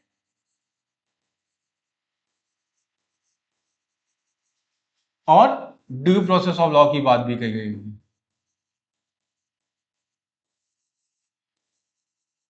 जहां ये जापान से लिया गया था और ये लिया गया था आपका यूएसए से। ठीक है, अब एक और चीज आती है मरने का अधिकार। मरने का अधिकार जो है right to death. Right to death क्या आपका कॉन्स्टिट्यूशन राइट है? नहीं, बिल्कुल नहीं है। लीगल राइट भी नहीं है ना, कॉन्स्टिट्यूशन राइट है। हाँ, लेकिन आपका कुछ केसेस आते हैं जहां पे आपको जरूरत होती है, जब आपके पास कोई भी नॉन क्यूरेबल डिजीज हो, लेकिन आप एक लाइफ सपोर्ट के साथ जिंदा रखे गए हैं लेकिन आपको मरना है, तो यूथनेशिया का एक केस हो जाता है। तो देखते हैं आगे क्या है इसमें। अधित्याग का सिद्धांत जो है मौलिक अधिकारों के संदर्भ में अधित्याग का सिद्धांत, ठीक है, प्रदान नहीं किया जाता है, अर्थात आप मौलिक अधिकारों का त्याग नहीं कर सकते हैं। कहने का मतलब ये है कि मरने का right to life and liberty है, राइट टू लाइफ आपके पास है, अभी आप देख रहे हैं ना, राइट टू लाइफ है। ठीक है, तो क्या राइट टू डेथ भी हो सकता है आपके साथ? ठीक है, तो क्या राइट टू डेथ भी है आपके साथ? बिल्कुल नहीं है। राइट टू लाइफ है लेकिन राइट टू डेथ नहीं है। तो आप कहेंगे कि ऐसा है कि जो ये राइट टू लाइफ है मैं इसको क्या कर दे रहा हूं, इसको मैं छोड़ दे रहा हूं। ठीक है, तो ऐसा नहीं है। आपके पास जो है राइट को त्यागने का अधिकार नहीं है। राइट को आप त्याग नहीं सकते, त्याग नहीं सकते, ये अधिकार आपके पास नहीं है। राइट को त्याग नहीं सकते हैं, ये याद ध्यान रखिएगा। ये स्टेटमेंट में, इस क्वेश्चन में आ सकता है कि हम अपने फंडामेंटल राइट्स को त्याग सकते हैं। नहीं, आप नहीं त्याग सकते। जो राइट्स हैं, अगर आप सिटीजन ऑफ इंडिया है तो आपके अप्लीकेबल रहेंगे, और उन राइट्स के अंदर ही आपको काम करना है, अगर आप त्याग नहीं सकते हैं। ठीक है, आपको राइट अगर आपके फुलफिल नहीं हो रहे हैं तो आप कोर्ट ऑफ लॉ में जाके उसको जो है चैलेंज कर सकते हैं, लेकिन आप राइट नहीं त्याग सकते हैं। इसीलिए तो क्या है, राइट टू डेथ जो है वो आपका फंडामेंटल राइट नहीं है। हाँ, कुछ केसेस हुए थे जिसमें राइट टू डेथ की डिमांड की गई थी कि हमें मरने दिया जाए। तो ये केस था, यूथेनेशिया का केस है, यूथेनेशिया। ठीक है, यूथेनेशिया। ठीक है, यूथेनेशिया ऐसे है। तो इसको रब करते हैं, थोड़ा सा लेजिबल तरीके से लिखते हैं।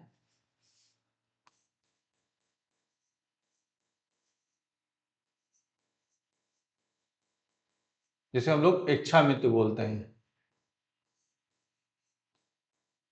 ठीक है, ये एस्टैब्लिश हुआ कोर्ट ऑफ लॉ में। एक केस था अर्ना शानबाग केस, 2011 की बात हुई थी। इसमें क्या हुआ था कि एक लेडी थी जिसके ऊपर कुछ असॉल्ट्स होते हैं, और वो क्या एक तरह से कोमा में चली जाती है। कोमा में चली जाती है, इमूवेबल होती है। बॉम्बे में एक हॉस्पिटल में जो है वो रखी जाती है। 20 साल तक जो है उसकी सेवा होती रहती है, और लाइफ सपोर्ट पे होती है, क्योंकि एक इनएक्टिव लाइफ जी रही होती है, और उसका अब क्योंकि वो बूढ़ी भी हो चुकी होती है, और वो चाहती है कि अब वो जीवन को त्याग दे।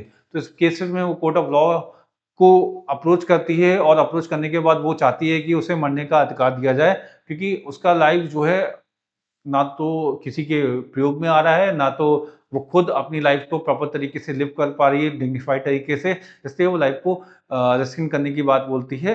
तो इस केस में जब वो कोर्ट ऑफ लॉ की को अप्रोच करती है, तो उसने उस केस में तो उनकी डेथ हो जाती है, लेकिन सरकार फिर इस केस को एनालाइज करती है, और उसके बेसिस पे अपना एक निर्णय देती है, और उसमें वो बताती है कि एक्टिव यूथनेशिया नहीं दी जा सकता। यानी एक्टिव जो है, एक्टिव यूथेनेशिया अलाउड नहीं है, लेकिन पैसिव दे सकते हैं। पैसिव का मतलब ये हो सकता है कि आप जो है, एक्टिव का मतलब ये होगा कि आप इंजेक्शन लगा दो जहर का और मार दो, ठीक है, ऐसा दे दो, तो ये एक्टिव यूथेनेशिया हो गया, ठीक है। लेकिन हम ये नहीं अप्लाई कर सकते, हम पैसिव यूथेनेशिया अप्लाई करते हैं। और पैसिव यूथेनेशिया में ये हो सकता है जैसे आप वेंटिलेटर, लाइफ सपोर्टिंग जितनी भी चीजें हैं उनको कम कर दो, धीरे धीरे कम कर दो या पूरी तरीके से कम कर दो। जैसे आप वेंटिलेटर पे किसी व्यक्ति को रखा हो तो उसको नॉर्मल रख दो, या आपको जो ड्रग्स हैं जैसे कार्डिक कॉन्ट्रैक्शन ड्रग्स होती हैं, ये ड्रग्स दे रहे हो और ड्रग्स देने के बाद में क्या किया, इस ड्रग्स को देना बंद कर दिया, डिक्रीज कर दिया, तो धीरे धीरे आदमी खुद ही मौत के आगोश में चला जाता है और मर जाता है। तो इस केस में क्या है कि आपका जो पैसिव यूथेनेशिया दिया जा सकता है, लेकिन एक्टिव यूथेनेशिया नहीं। तो अगर देखो तो सुप्रीम कोर्ट ने भारत में निष्क्रिय इच्छा मृत्यु को वैध माना है, सक्रिय इच्छा मृत्यु को वैध नहीं माना है। और किस केस में आया, अर्णव शांबॉग 2011 के केस में है। निष्क्रिय इच्छा मृत्यु होती क्या है, किसी व्यक्ति को बिना जहर दिए स्वतः मर जाना, ठीक है। सक्रिय इच्छा मृत्यु क्या होती है, किसी व्यक्ति को जहर देकर मार देना, ठीक है। जैसे कहाँ पे है ये एक्टिव यूथेनेशिया, कहाँ पे है, बेल्जियम में है, नीदरलैंड में है, आदि में ये वैध है, ठीक है। यूरोपियन कंट्रीज में कुछ कंट्रीज हैं जैसे नीदरलैंड, बेल्जियम में, यहाँ पे वैध है। और सुप्रीम कोर्ट के द्वारा अनुच्छेद 21 की व्याख्या क्या की गई कि डिग्निफाइड, गरिमामय जीवन जीने का अधिकार, यानी मानव जीवन, एक तरह से डिग्निफाइड लाइफ, डिग्निफाइड लाइफ है, लाइफ, ठीक है, जीवन जीने का अधिकार है, त्वरित सुनवाई का अधिकार है, यानी राइट टू स्पीडी ट्रायल है। ऐसा नहीं है कि आप justice delay is justice denied, तो आपका जो भी चीजें हैं उस पर सुनवाई का अधिकार भी आपका एक तरीके से क्या है, धीरे धीरे ये क्या हुआ, केसेस आते गए, उसके बेसिस पे आपकी लाइफ और लिबर्टीज के केसेस जो है एस्टैब्लिश होते गए और आपको अधिकार मिलते धीरे धीरे चले गए। तो उसके बेसिस पे सुप्रीम कोर्ट के द्वारा जो है अनुच्छेद 21 के अंतर्गत धीरे धीरे लिस्ट ऑफ जो है आपके राइट्स जो है स्टैब्लिश होते गए और ऐड होते चले गए। जैसे डिग्निफाइड लाइफ, जीवन जीने का अधिकार जो है आपके पास है, स्पीडी ट्रायल का अधिकार है, और अगर हम एमसी मेहता केस देखते हैं 2019 का, तो स्वच्छ पर्यावरण यानी एक क्लीन एनवायरनमेंट रखने का अधिकार भी आपके पास है। विशाखा, अगर आपको पता हो कि विशाखा गाइडलाइंस थी, पहले ये गाइडलाइंस के तौर पे एग्जिस्ट कर रहा था और 1997 और 1998 में, ठीक है। उसके बाद 2013 में जब आपका दामनी केस हुआ और 2013 में जो है आपका जस्टिस वर्मा कमेटी बनी और उसके बेसिस पे ये जो है कार्यस्थल पे जो यौन उत्पीड़न है उसके लिए एक अलग से एक्ट आ गया था 2013 में जस्टिस वर्मा कमेटी के द्वारा। और उससे पहले जो है कार्यस्थल पे यानी आपका जो ऑफिस में अगर किसी के पास किसी के ऊपर सेक्सुअल हैरेसमेंट होता है तो वो इस गाइडलाइन के थ्रू फॉलो होता था, विशाखा गाइडलाइन के थ्रू। बाद में जो है ये कानून बन गया था। उसी तरह से पुट्टा स्वामीवाद केस 2017, जिसमें क्या है, एकांत का अधिकार या निजता का अधिकार, जिसे हम लोग बोलते हैं निजता का अधिकार, ठीक है, यानी right to privacy, right to,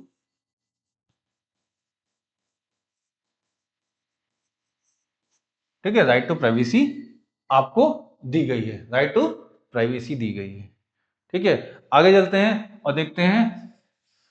तो एक केस हुआ था परमानेंट कटारा केस, उसमें क्या है, स्वास्थ्य का अधिकार यानी बच्चा पैदा करने का अधिकार है। आपका स्वास्थ्य का अधिकार भी आपके पास है, बच्चा पैदा करने का, right to have a birth a child, तो ये भी था और उसके साथ साथ स्वास्थ्य का अधिकार भी था। और अगर आप बात करें तो गे मैरिज, लेस्बियन मैरिज और लव मैरिज, ये बाद में ये भी एक केस आया और उसको भी सरकार ने स्टैब्लिश किया कि हाँ आपके पास ये अधिकार है, लेकिन ये रीजनेबल तरीके से है, ठीक है। शिक्षा के अधिकार की बात भी जो की गई वो आर्टिकल 21A में ऐड किया गया 86 कॉन्स्टिट्यूशनल अमेंडमेंट एक्ट के थ्रू, जो है अमेंडमेंट एक्ट के थ्रू। हाँ, इसमें क्या किया, इसमें 3 आर्टिकल जोड़े गए थे। अगर मैं बात करूं 2002 में जो आया था 86 कॉन्स्टिट्यूशनल अमेंडमेंट एक्ट, उसमें क्या हुआ था, एक 21A जोड़ा गया था, ये ऐड किया गया था, ठीक है। इसे अमेंड किया गया था किसे, आर्टिकल 45 को, और एक जो है आपका के आर्टिकल 51A का पार्ट के जो है जोड़ा गया था, जहां पे यहां पर बात की गई थी 6 से लेकर 14 साल के बच्चों की एजुकेशन के बारे में बात की गई थी कि कंपलसरी एजुकेशन दी जाएगी, ठीक है, कंपलसरी एजुकेशन। और रिस्पॉन्सिबिलिटी किसकी होगी, स्टेट की होगी।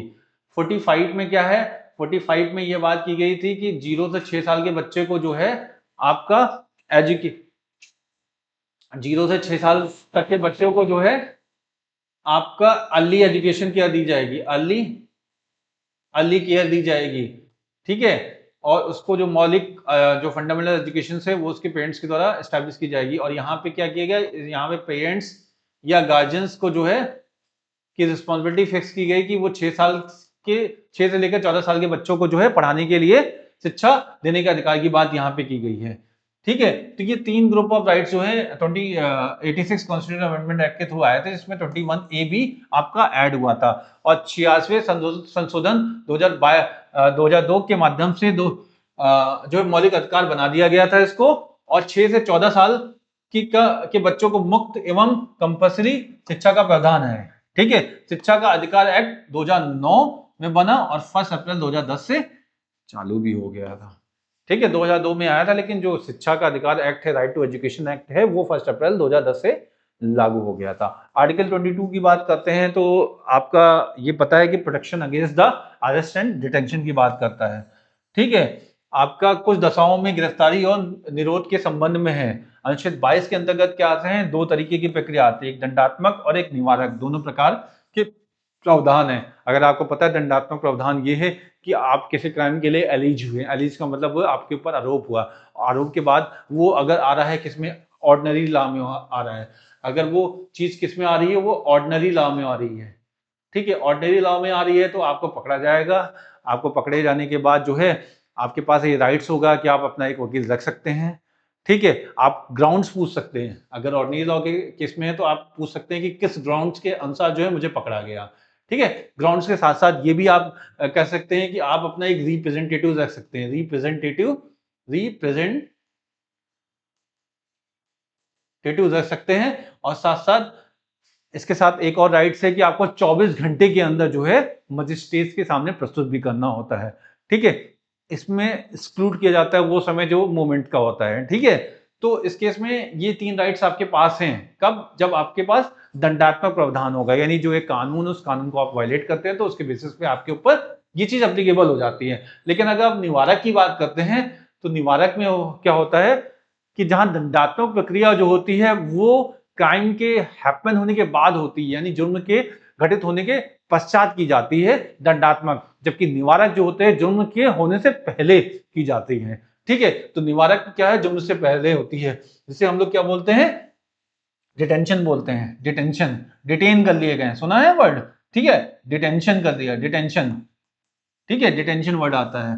तो डिटेंशन वर्ड में क्या होता है, डिटेंशन में ये होता है कि आपको व्यक्ति है, जैसे गणेश महोत्सव होने वाला है, ठीक है, गणेश विसर्जन होने वाला है, दुर्गा पंडाल होने वाला है, ऐसे में भीड़ इकट्ठा होती है और आपको पता है कि कुछ रिपीटेड ऑफेंडर्स होते हैं जो उन्हीं क्विज़न्स का इंतजार करते हैं और इससे पहले भी वो इस भीड़ और ग्रुपिंग्स में जो है ऐसे एक हाइपोथेटिकल सिचुएशन में एक्सप्लेन कर रहा हूँ आपको, उसके बेसिस पे आप समझिए। तो ऐसे भी व्यक्ति होते हैं जो इन ग्रुपिंग्स में आते हैं और अपने क्राइम को अकर करते हैं, जिससे जो है पब्लिक ऑर्डर डिस्टर्ब होता है और उसके साथ साथ जो ये सेलिब्रेशन होता है ये भी डिस्टर्ब होता है। तो क्या करते हैं कि जब ये जो है फेस्टिवल्स होने वाले होते हैं तो उन गुंडों को या उन मवालियों को पकड़ के आपका पहले से ही जो है इनको डिटेन कर लिया जाता है या इनको हाउस अरेस्ट कर लिया जाता है, जिसके बेसिस पे क्या है कि जब तक वो कार्रवाई चलता रहता है उस बीच में ये उस पब्लिक ऑर्डर को डिस्टर्ब न करे। ऐसे वो लोग होते हैं इनका रिकॉर्ड जो है सरकार के पास या लोकल पुलिस के पास रहता है, उसके बेसिस पे ये इन लोगों को डिटेन करते हैं, ठीक है। और ये जो है पार्लियामेंट के द्वारा बनाए गए कानून के अनुसार ही जो है फॉलो अप होता है, ठीक है। वैसे इसका मिसयूज भी बहुत ज्यादा जगह पे होता है, लेकिन क्योंकि ये प्रोसेस जो है एक पब्लिक ऑर्डर को मेंटेन करने के लिए बनाया गया है, इस वजह से ये कैरी आउट होने लगता है। आपको पता है, मैंने अभी अभी एक्सप्लेन किया था कि ऑर्डिनरी केस में क्या होगा, गिरफ्तारी का कारण पूछा जाएगा, वकील रखने का अधिकार होगा और गिरफ्तारी के 24 घंटे के अंदर मजिस्ट्रेट के सामने पेश करने का, ठीक है, का अधिकार होता है। किसके केस में, ऑर्डिनरी यानी सामान्य दंडात्मक में, ठीक है, ऑर्डिनरी लॉ में, ऑर्डिनरी इंसिडेंट में या ऑर्डिनरी लॉ में ये होता है, ठीक है, कानून में, ठीक है, ये दंडात्मक में होता है, ठीक है। निवारक में क्या होता है, निवारक में गिरफ्तारी का कारण नहीं बताया जाएगा किस लिए पकड़े जा रहे हो, यानी आपका जो ग्राउंड्स हैं ग्राउंड्स नहीं बताएंगे, ठीक है, क्या ग्राउंड्स हैं ये नहीं बताएंगे तुम्हें। हाँ, लेकिन रिप्रेजेंटेटिव रख सकते हो, वकील रख सकते हो। अगर मैं निवारक की बात कर रहा हूं तो निवारक में क्या होगा, ठीक है, निवारक निरोध में क्या होगा, निवारक निरोध में ये होगा कि आपको ग्राउंड्स नहीं बताए जाएंगे, आप जो है वकील रखने का अधिकार आपके पास होगा, ठीक है। और इसमें यह भी नहीं है कि आपको मजिस्ट्रेट के सामने प्रस्तुत किया जाएगा, जो तीसरी केस है वो तीसरा केस भी नहीं होगा, ठीक है। और 3 महीने तक आप मोस्टली क्या है 3 महीने के साथ 3 महीने तक आप किसी व्यक्ति को जो है प्रिवेंटिव डिटेंशन के केस में रख सकते हो। और उसके बाद अगर आपको रखना होता है तो एक एडविसरी बोर्ड होता है, उसके सामने प्रस्तुत होता है। अगर वो ग्राउंड्स देखती है कि अभी भी आगे रखा जा सकता है तो वो रख सकती है, जो भी एग्जिस्टिंग कानून होगा उसके बेसिस पे, चाहे वो पोटा का एक्ट हो या मीसा का एक्ट हो, या ये सब तो अभी खत्म हो चुके हैं। लेकिन अगर हम बात करें माकोका है, हाँ, या फिर यूएपीए एक्ट है, ये सारे के सारे एक्ट हैं, एनएसए है, ठीक है। इसके बेसिस पे अगर किसी को प्रिवेंटिव डिटेंशन के थ्रू पकड़ा जाता है तो उसके बाद जो है वो इस प्रोसेस को फॉलो अप करेगा और उसके बेसिस पे देखा जाएगा। सुप्रीम कोर्ट या हाई कोर्ट इस चीज को देखती है और उसके बेसिस पे आगे की चीजें वो कैरी आउट करती है। तो निवारक नजरबंदी जो आर्टिकल 21 ए की बात कर रहा है, 22 की बात कर रहा है, हाँ, तो इसमें क्या है 3 महीने के, अभी जो बात कर रहा हूँ 3 महीने से अधिक गिरफ्तारी नहीं रखा जाएगा। न्यायाधीशों की सलाहकारी बोर्ड होगा।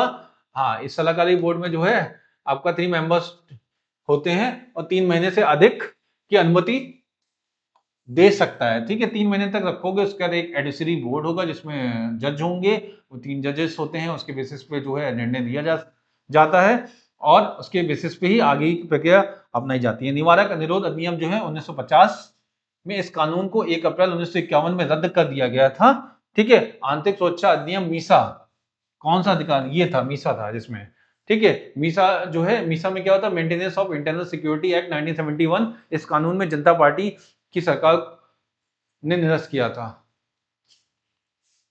आगे चलते हैं। विदेशी मुद्रा संरक्षण और तस्करी निवारण अधिनियम 1931, ये सारे के सारे कानून हैं जो देखिएगा। टाडा का एक्ट था, टाडा आपको पता है, जिसकी वजह से जो है हमारे अभिनेता संजय दत्त को पकड़ा गया था और 5 साल की सजा सुनाई गई थी, ठीक है। AK-47 के घर पे पाया गया था, अगर आपको पता है, जो 1993 का ब्लास्ट हुआ था मुंबई में, ठीक है। Tada act, terrorist and disruptive prevention act, ठीक है।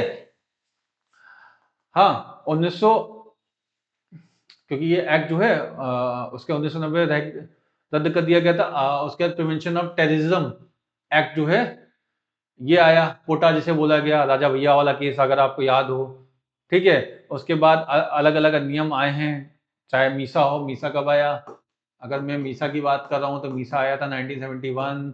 टाडा की बात करूँ तो 1986 जो है 87 में लागू हुआ था, ठीक है। 1987 में क्या हुआ था, वो लागू हुआ था, ठीक है। उसके बाद पोटा एक्ट आया, ठीक है। पोटा एक्ट आया जो 2002 में लागू हुआ।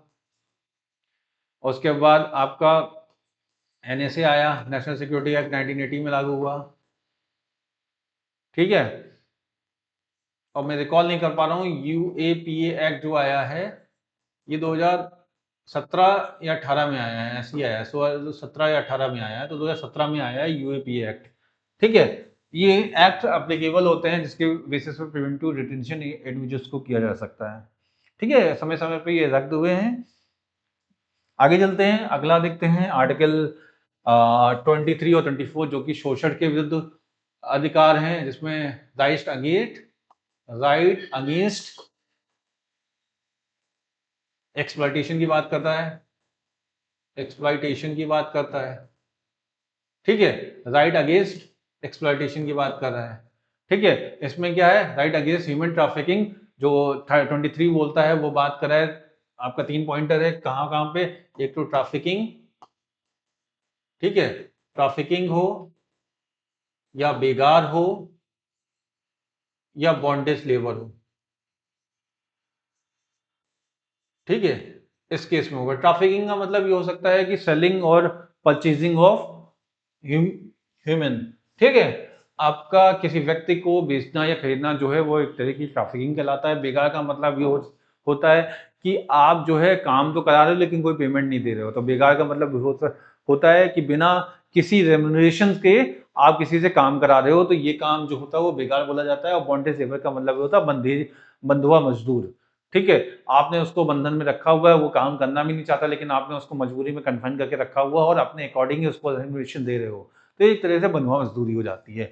तो ये 3 टर्म्स होते हैं जिसके अगेंस्ट में जो है आपका सरकार ने आपको राइट दिया है कि ये 3 चीजें के विरुद्ध अलग-अलग कानून प्रस्तुत किए गए हैं सरकार द्वारा और कानूनी और विधिक प्रक्रिया होती है। अगर आपके साथ ऐसा कोई दुर्व्यवहार करता है तो उसके केस में ये किया जाता है, ठीक है।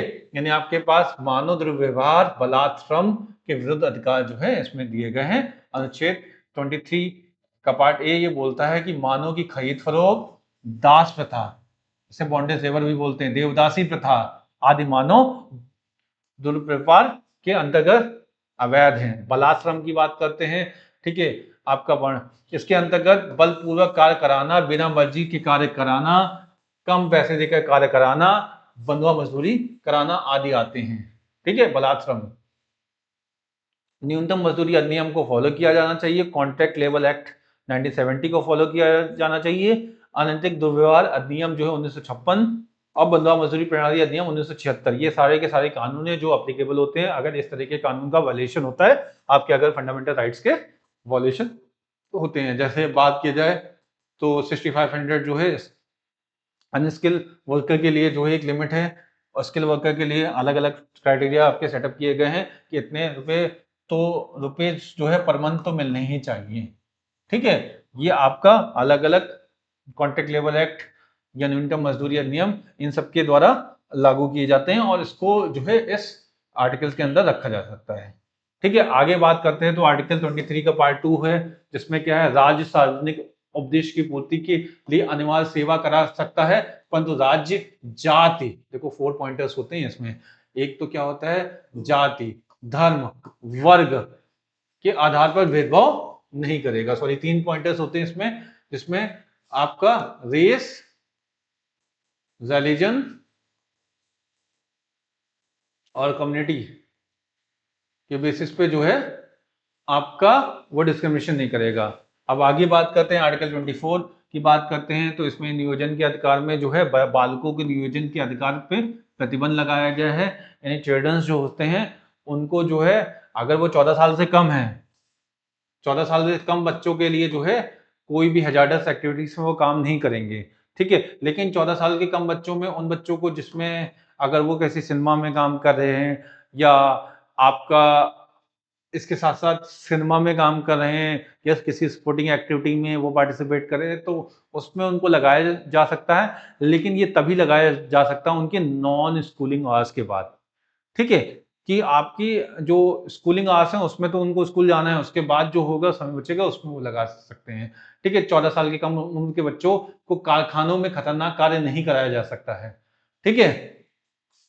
संसद में चाइल्ड लेबर एक्ट 1986 बनाया गया जिसको 2016 में संशोधन किया गया और वर्तमान में क्या है प्रक्रिया, उसमें क्या है 0 से 14 वर्ष के बालक को कोई कार्य नहीं करेगा, कोई भी कार्य नहीं करेगा, और 14 से 18 वर्ष का किशोर कोई भी खतरनाक कार्य नहीं करेगा। यानी 14 से 18 साल होने पे जो हजार्डस एक्टिविटीज होती हैं, कुछ ऐसी फैक्ट्रीज होती हैं जहाँ पे बहुत ही डेंजरस काम होता है, तो उस केस में 14 से 18 साल के बच्चों को भी नहीं लगाया जाएगा। और 18 प्लस के युवा कोई भी कार्य कर सकता है, 18 प्लस का युवा कोई भी कार्य कर सकता है। तो यहाँ 3 लिमिट है, एक तो 14 साल से पहले वाले में कोई भी काम नहीं करेगा, 14 साल से पहले वाला बच्चा जिसमें वो पैसे कमाए, ठीक है।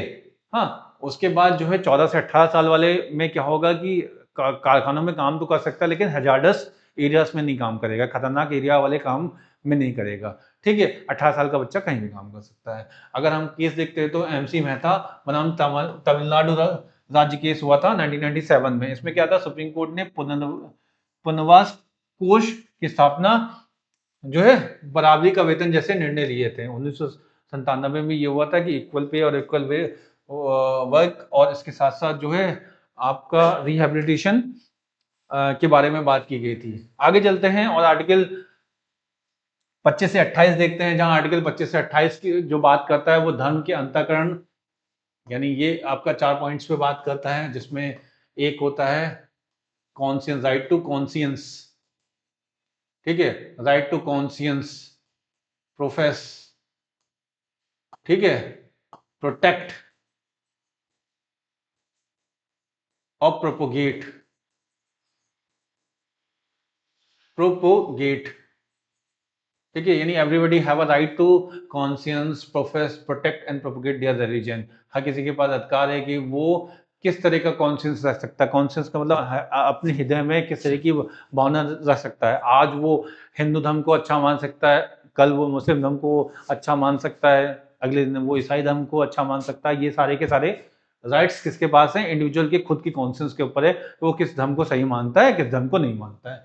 प्रोफेस करने का मतलब है कि वो अपने धर्म को एक्सप्रेस कर सकता है रिचुअल्स के थ्रू, ठीक है, सॉरी, प्रोफेस करने का मतलब वो अपने धर्म को फॉलो कर सकता है, एक्सप्रेस कर सकता है वेशभूषा के तरीके से या किसी भी तरीके से, ठीक है। इसमें जैसे अगर आप एक्सप्रेशन की बात करें तो पगड़ी, ठीक है, कृपाण, कंघा, ये सारे के सारे जो है आर्टिकल्स जो है सिख धर्म के द्वारा फॉलो किया जा सकते हैं, किए जाते ही हैं। और उसके प्रोटेक्ट है, हर कोई अपने धर्म को प्रोटेक्ट कर सकता है, ठीक है। उसके अब जैसे ब्लास्फेमी लॉ है, मुस्लिम धर्म के जो सो कॉल सबसे बड़े गुरु हैं उनके बारे में कोई अपशब्द ना कहे, ये उनके राइट्स है कि जो है और उनके बारे में कोई भी दुर्वचन नहीं किए जाने चाहिए। और वो अपने रिलीजन की अवमानना मानते हैं अगर उनके जो सबसे बड़े जो प्रोपोगेटर्स हैं अगर उनके बारे में बात की जाती है, तो उसी प्रकार से जो है प्रोटेक्ट, आप अपने रिलीजन को प्रोटेक्ट कर सकते हो। अगर कोई इंक्रोच कर रहा है आपके रिलीजन को या आपकी व्यवस्था को, तो उसके बीच में हाँ प्रोफेस, और प्रोफेस में ही आ जाती है प्रैक्टिस भी आती है। प्रोफेस में प्रैक्टिस भी आती है जिसमें आप कोई भी रिचुअल्स मना सकते हो, चाहे वो इधर हो गया ईद हो गया, इधर हो गया दुर्गा पूजा हो गया, ठीक है, आपका गणपति महोत्सव हो गया, और सारे बहुत सारे रिचुअल्स होते हैं जो आप फॉलो करते हो। और प्रोपोगेट का मतलब ये हो सकता है कि आप अपने धर्म को बढ़ा सकते हो, प्रोपोगेट कर सकते हो, आप उसका संचरण कर सकते हो अलग अलग तरीके से, अलग अलग कुंभ कुंभ हो गया कि या किसी और व्यवस्था को आप लागू करते हुए इसको कैरी आउट कर सकते हो, ठीक है। तो ये एक तरह से प्रोपोगेशन की बात करता है, ठीक है। आप प्रोपोगेट में ये नहीं हो सकता कि आप किसी को बलपूर्वक जो है फॉलो अप करा सकते हो। यानी बलपूर्वक फॉलो अप कराने का मतलब ये हुआ कि आप किसी को धर्म परिवर्तन करा रहे हो, वही फोर्सफुल तरीके से। ये वर्ड एक यूज होता है फोर्सफुल धर्म परिवर्तन के लिए, यूज होता है प्रोसेलिटाइजेशन, ठीक है। फोर्सफुल धर्म परिवर्तन के लिए एक वर्ड होता है, spellings may be incorrect somewhere, लेकिन वर्ड यही होता है प्रोसेलिटाइजेशन, जिसमें बलात् जो है धर्म परिवर्तन कराया जाता है, जो आप नहीं करा सकते हो। तो जरा इसको पढ़ते हैं, देखते हैं। आर्टिकल 25 पार्ट ए में किया गया है, अनुच्छेद 25 में प्राप्त स्वतंत्रताओं पर लोक व्यवस्था, सदाचार और स्वास्थ्य के आधार पर रोक लगा सकता है। यानी ये जो रीजनेबल रिस्ट्रिक्शंस हैं ये फॉलो अप होंगे। पब्लिक ऑर्डर हो गया, मॉरलिटी हो गया, और हेल्थ के बेसिस पे। हेल्थ के बेसिस पे ये हो सकता है कि हेल्थ के बेसिस का एग्जांपल के तौर पे अगर आप ले सकते हो तो एक तरीका है जिसमें हम बोलते हैं संथारा, सन संथारा, और एक संलेखना, संलेखना एक विधि होती है जिसमें क्या होता है कि आप ये आर्टिकल 21 का भी वायलेशन है, एक तरह से राइट टू डेथ वाली केस की बात जो कर रहा हूँ, और उसके साथ साथ ये भी है कि ये व्यवस्था भी है कि आपका हेल्थ डिटेरियोरेट हो जाएगा, तो इस बेसिस पे भी आप लोगों को मजबूर नहीं कर सकते हो कि आपको संथारा फॉलो करना है, संलेखना। ये जैन धर्म का एक रिचुअल होता है, और जैन धर्म में आप अपनी देह को त्याग सकते हो। जैन में जो है अपनी देह को, अपनी बॉडी को, you can rescind your body through this process. इसमें क्या होता है कि आप भोजन नहीं करते हो और फास्ट अंटिल डेथ की कंडीशन में आते हो, ठीक है। अगर एग्जांपल के तौर पे देखें तो अगर आपने सुना होगा चंद्रगुप्त मौर्य, उसने भी श्रवण बेलगोला में जो है अपना देह त्याग इसी प्रक्रिया के द्वारा किया था, जैन धर्म को अपनाने के बाद, ठीक है। तो ये चीज है कि ऐसा ना हो कि कोई भी रिलीजियस प्रैक्टिस ऐसी हो जो आपके स्वास्थ्य को डिटेरियोरेट करे, बर्बाद करे, तो उस रिलीजियस प्रैक्टिस को भी आप छोड़ सकते हो। फिर राज्य के धार्मिक आचरण की बात है, पंथ निरपेक्षता यानी सेकुलरिज्म की बात होती है, ठीक है। आप ऐसे नहीं कर सकते हो कि सेकुलर कैरेक्टर को डिस्टर्ब कर सकते हो। गतिविधियों को नियंत्रित करने के लिए नियम बना सकता है राज्य, राज्य के ऊपर है यह अधिकार। धार्मिक आचरण जो आपकी जितनी भी प्रैक्टिस है उसको कंट्रोल करने के लिए, सेकुलर एस्पेक्ट को हमेशा वो इंटैक्ट रखता है। ठीक है, इसके अंतर्गत सती प्रथा जैसी कुरीतियां थी, उनमें पाबंदी लगाई गई थी, भाई ऐसी प्रवृत्तियां न रखो जिसकी वजह से एक इक्वालिटी ऑफ जो सोसाइटी है वो भी डिस्टर्ब हो।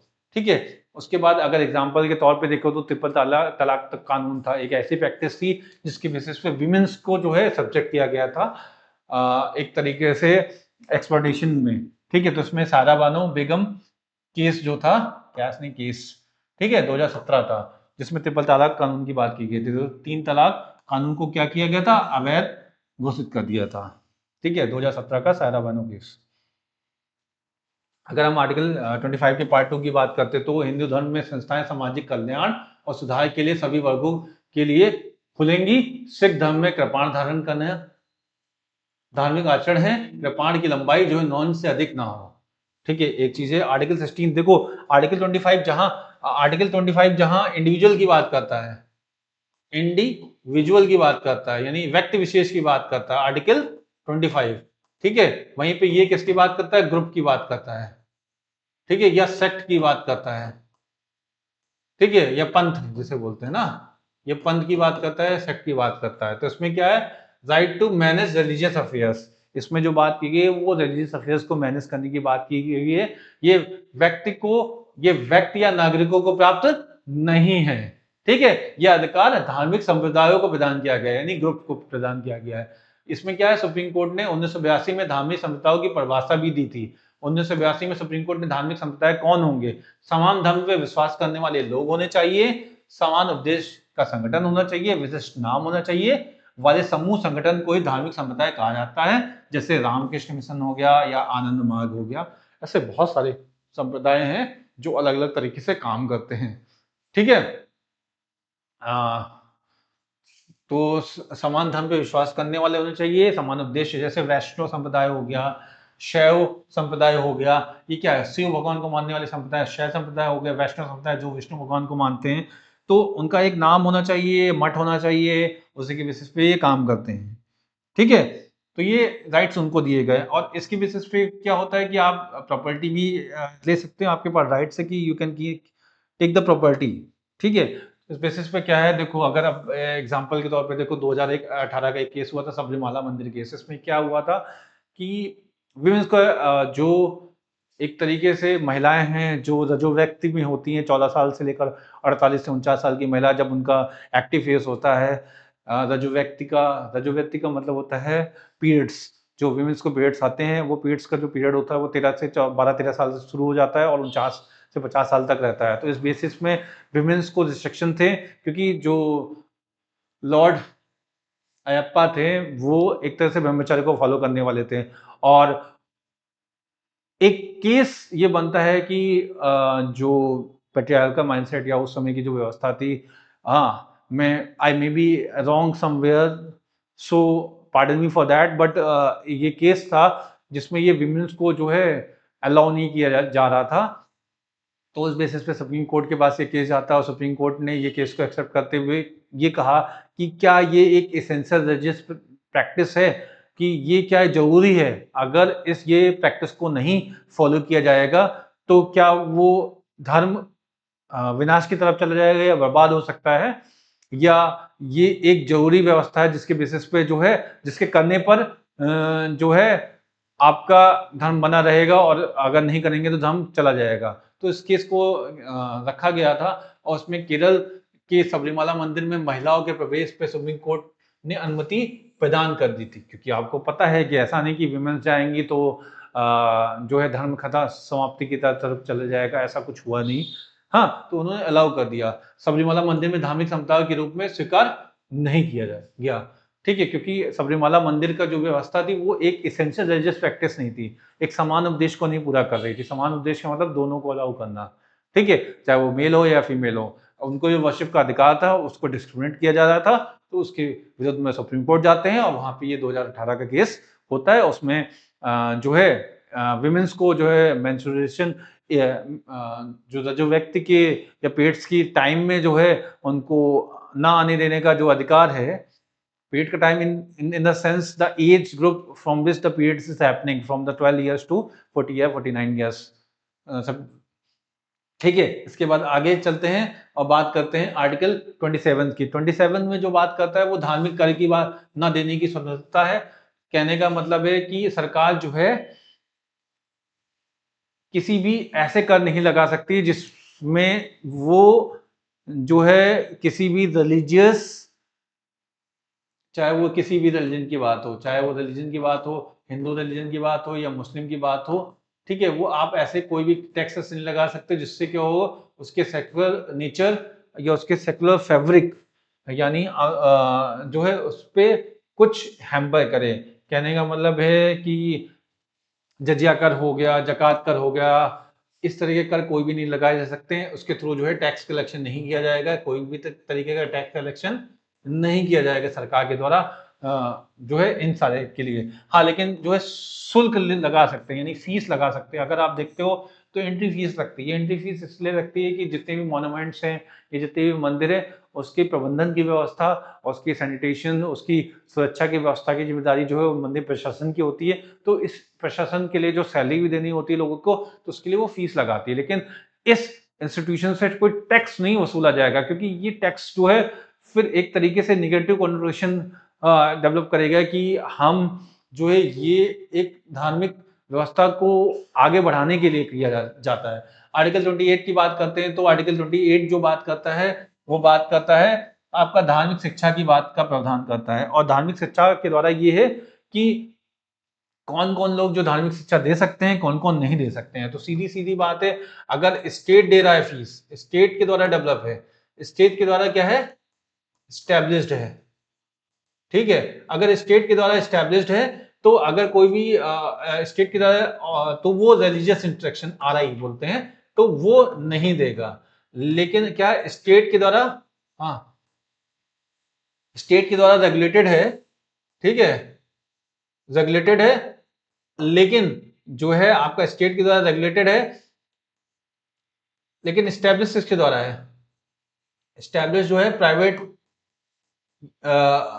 लोगों के द्वारा है, तो वो दे सकता है, ठीक है। तो यहां देखो आगे आगे केस क्या है, इसमें क्या है, राज्य द्वारा पूर्णतः वित्त पोषित संस्थाएं जो है धार्मिक शिक्षा नहीं दे सकती हैं। राज्य में अंशतः वित्तीय सहायता प्राप्त करने वाली जो संस्थाएं होती हैं।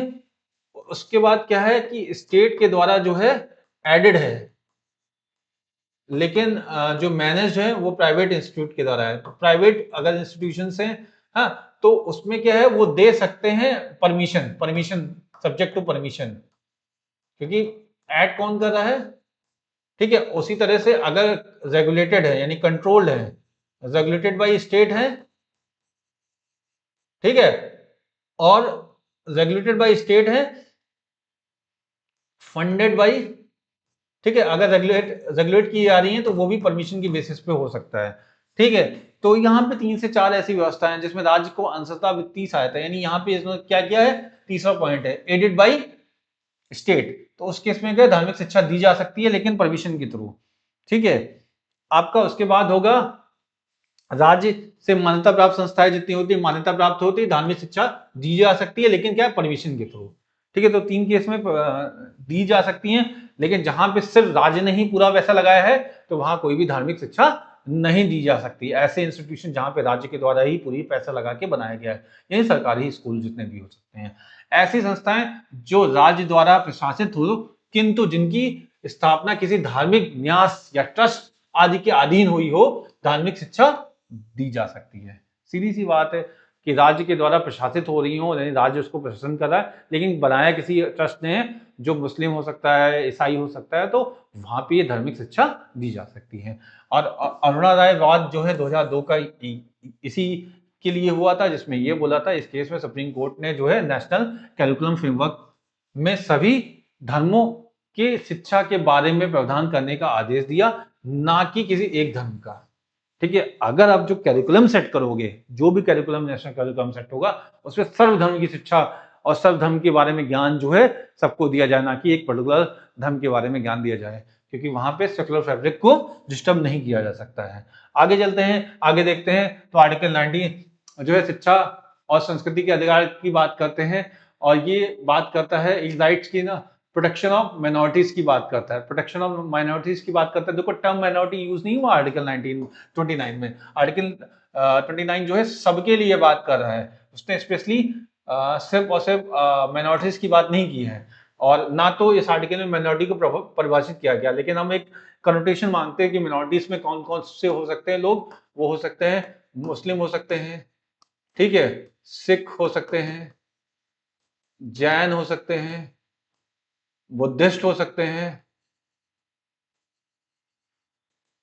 ठीक है, क्रिश्चियन जोरेस्ट्रियन हो सकते हैं, पारसी, ठीक है, क्रिश्चियन हो सकते हैं, जोरेस्ट्रियन हो सकते हैं, पारसी हो सकते हैं, ठीक है,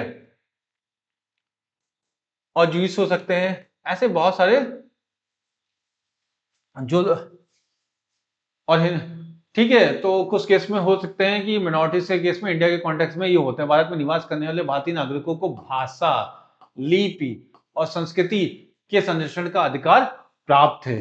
भारत के संविधान में अल्पसंख्यकों को परिभाषित नहीं किया गया है, ठीक है। अगर पूछे कि अल्पसंख्यक को परिभाषित किया गया और तुम्हारे दिमाग पे आर्टिकल 29 आए, तो वहां पे परिभाषित नहीं किया गया है, बस ये कहा गया है कि लोगों को, क्योंकि ऑब्वियसली जो अल्पसंख्यक होंगे उन्हीं की लैंग्वेज, उन्हीं की लिपि और उन्हीं के कल्चर को जो है डिस्टर्ब किया जा सकता है, क्योंकि बहुत कम लोग होते हैं, और जो बृहद समुदाय होता है, जो मेजॉरिटी लोग होते हैं, उनके रिचुअल्स बहुत ज़्यादा एक्टिवेट होते हैं। तो अगर जब ये रिचुअल्स करना चाहते हैं तो इनको इनके प्रोटेक्शन दिए जाएं, इनके राइट दिए जाएं, जिससे ये अपने एग्जिस्टेंस को मेंटेन कर सके उस एरिया, उस समुदाय में जहां पर ये रह रहे हों, ठीक है। तो इस वजह से आर्टिकल 19 में बात की गई सीधे सीधे भारत में निवास करने वाले भारतीय नागरिकों के लिए। देखो इसमें टर्म देखो, भारत में निवास करने वाले भारतीय नागरिकों को, ना कि उसमें अल्पसंख्यकों की बात की गई है। लेकिन जो आर्टिकल आ रहा है शिक्षा और संस्कृति का अधिकार 1929 और 30 में, जिसमें बात की है प्रोटेक्शन ऑफ माइनॉरिटीज की बात की गई है, तो उसमें जो टर्म है वो माइनॉरिटीज के लिए ज्यादा बात करते हैं, क्योंकि वेरी नेचर है कि ये चीजें किसकी एक्सटेंट हो सकती है, समाप्त हो सकती है, उन्हीं समुदायों की समाप्त हो सकती है जो बहुत ही कम मात्रा में है, वही अल्पसंख्यक होंगे, ठीक है। तो अब अल्पसंख्यकों की परिभाषा भी नहीं की है कि कौन कहाँ पे कैसे हो सकते हैं अल्पसंख्यक, क्योंकि किसी राज्य में अगर आप बात करो तो नॉर्थ ईस्ट के कुछ ऐसे भी राज्य हैं जहां पर हिंदू जो है अल्पसंख्यक हैं, लेकिन इसमें कोई ऐसी बात तो नहीं की गई कि अल्पसंख्यक में हिंदू होंगे कि नहीं होंगे। अगर वो संविधान में लिख गया होता तो उस राज्य में तो थे, लेकिन वो माने नहीं जाते हैं, ठीक है। तो राज्य जो एक्सप्लेन करती है, जैसे जम्मू कश्मीर है, वहां पर हिंदू जो है वो माइनॉरिटीज में है, पंजाब में हिंदू माइनॉरिटीज में है, ठीक है। ऐसे राज्य बहुत सारे हैं, ठीक है। भारत में दो आधार पर अल्पसंख्यकों को निर्धारण है, एक भाषाई आधार पर और एक धार्मिक आधार पे। ये दो निर्धारण किए गए हैं, भाषाई आधार पे और धार्मिक आधार पे। टीएम पाईवाद जो है केस जो है 2002 की बात करते हैं। इस केस में सुप्रीम कोर्ट ने अल्पसंख्यकों के संबंध में परिभाषा दी, जिनकी जनसंख्या 50% हो से कम है, वो अल्पसंख्यक हैं। इस आधार पर भारत में 6 धर्म, कितने 6 धर्म, कौन से? मुस्लिम, सिख, ईसाई, ठीक है, क्रिश्चियन, जैन, बुद्ध पारसी, ठीक है, ये अल्पसंख्यक है। ज्यूस के बारे में बात चल रही है और शायद हो भी गए हैं, लेकिन क्योंकि ये इतने एडवांस हो चुके हैं तो इसके बारे में अभी इंडिया ने इंक्लूड किया नहीं, ये एक सब्जेक्ट टू विचार करने वाली बात है। आगे चलते हैं और अगला देखते हैं। और जैन धर्म को 2014 में जोड़ा गया था। देखो न्यूएस्ट कौन सा है? जैन धर्म है, पहले ये नहीं था, ठीक है। विश्व संयुक्त राष्ट्र अल्पसंख्यक घोषणा पत्र के माध्यम से अल्पसंख्यकों का निर्धारण होता है, उसी को इंडिया भी फॉलो करता है। और आर्टिकल 29 का पार्ट 2 में जो है आपका प्रवेश राज्य द्वारा पोषित किसी में प्रवेश राज्य में किसी भी नागरिक के साथ केवल धर्म, मूल वंश, जाति और भाषा के आधार पर ही भेदभाव नहीं करेगा। यानी किसी व्यक्ति के साथ जो है कोई भेदभाव नहीं होगा, किसके बेसिस पे? आपका रिलीजन की बेसिस पे, रेस के बेसिस पे, ठीक है, रिलीजन, रेस, सॉरी, कास्ट, ठीक है, रिलीजन, रेस, कास्ट। और एक नई चीज जो आई है वो है लैंग्वेज, इसी पे ध्यान देना है, क्योंकि ये 3 पॉइंट्स तो आपने देखे होंगे आर्टिकल 15 में भी, रिलीजन, रेस, कास्ट, सेक्स और प्लेस ऑफ बर्थ, 5 पॉइंट थे जिसमें डिस्क्रिमिनेशन की बात की गई थी।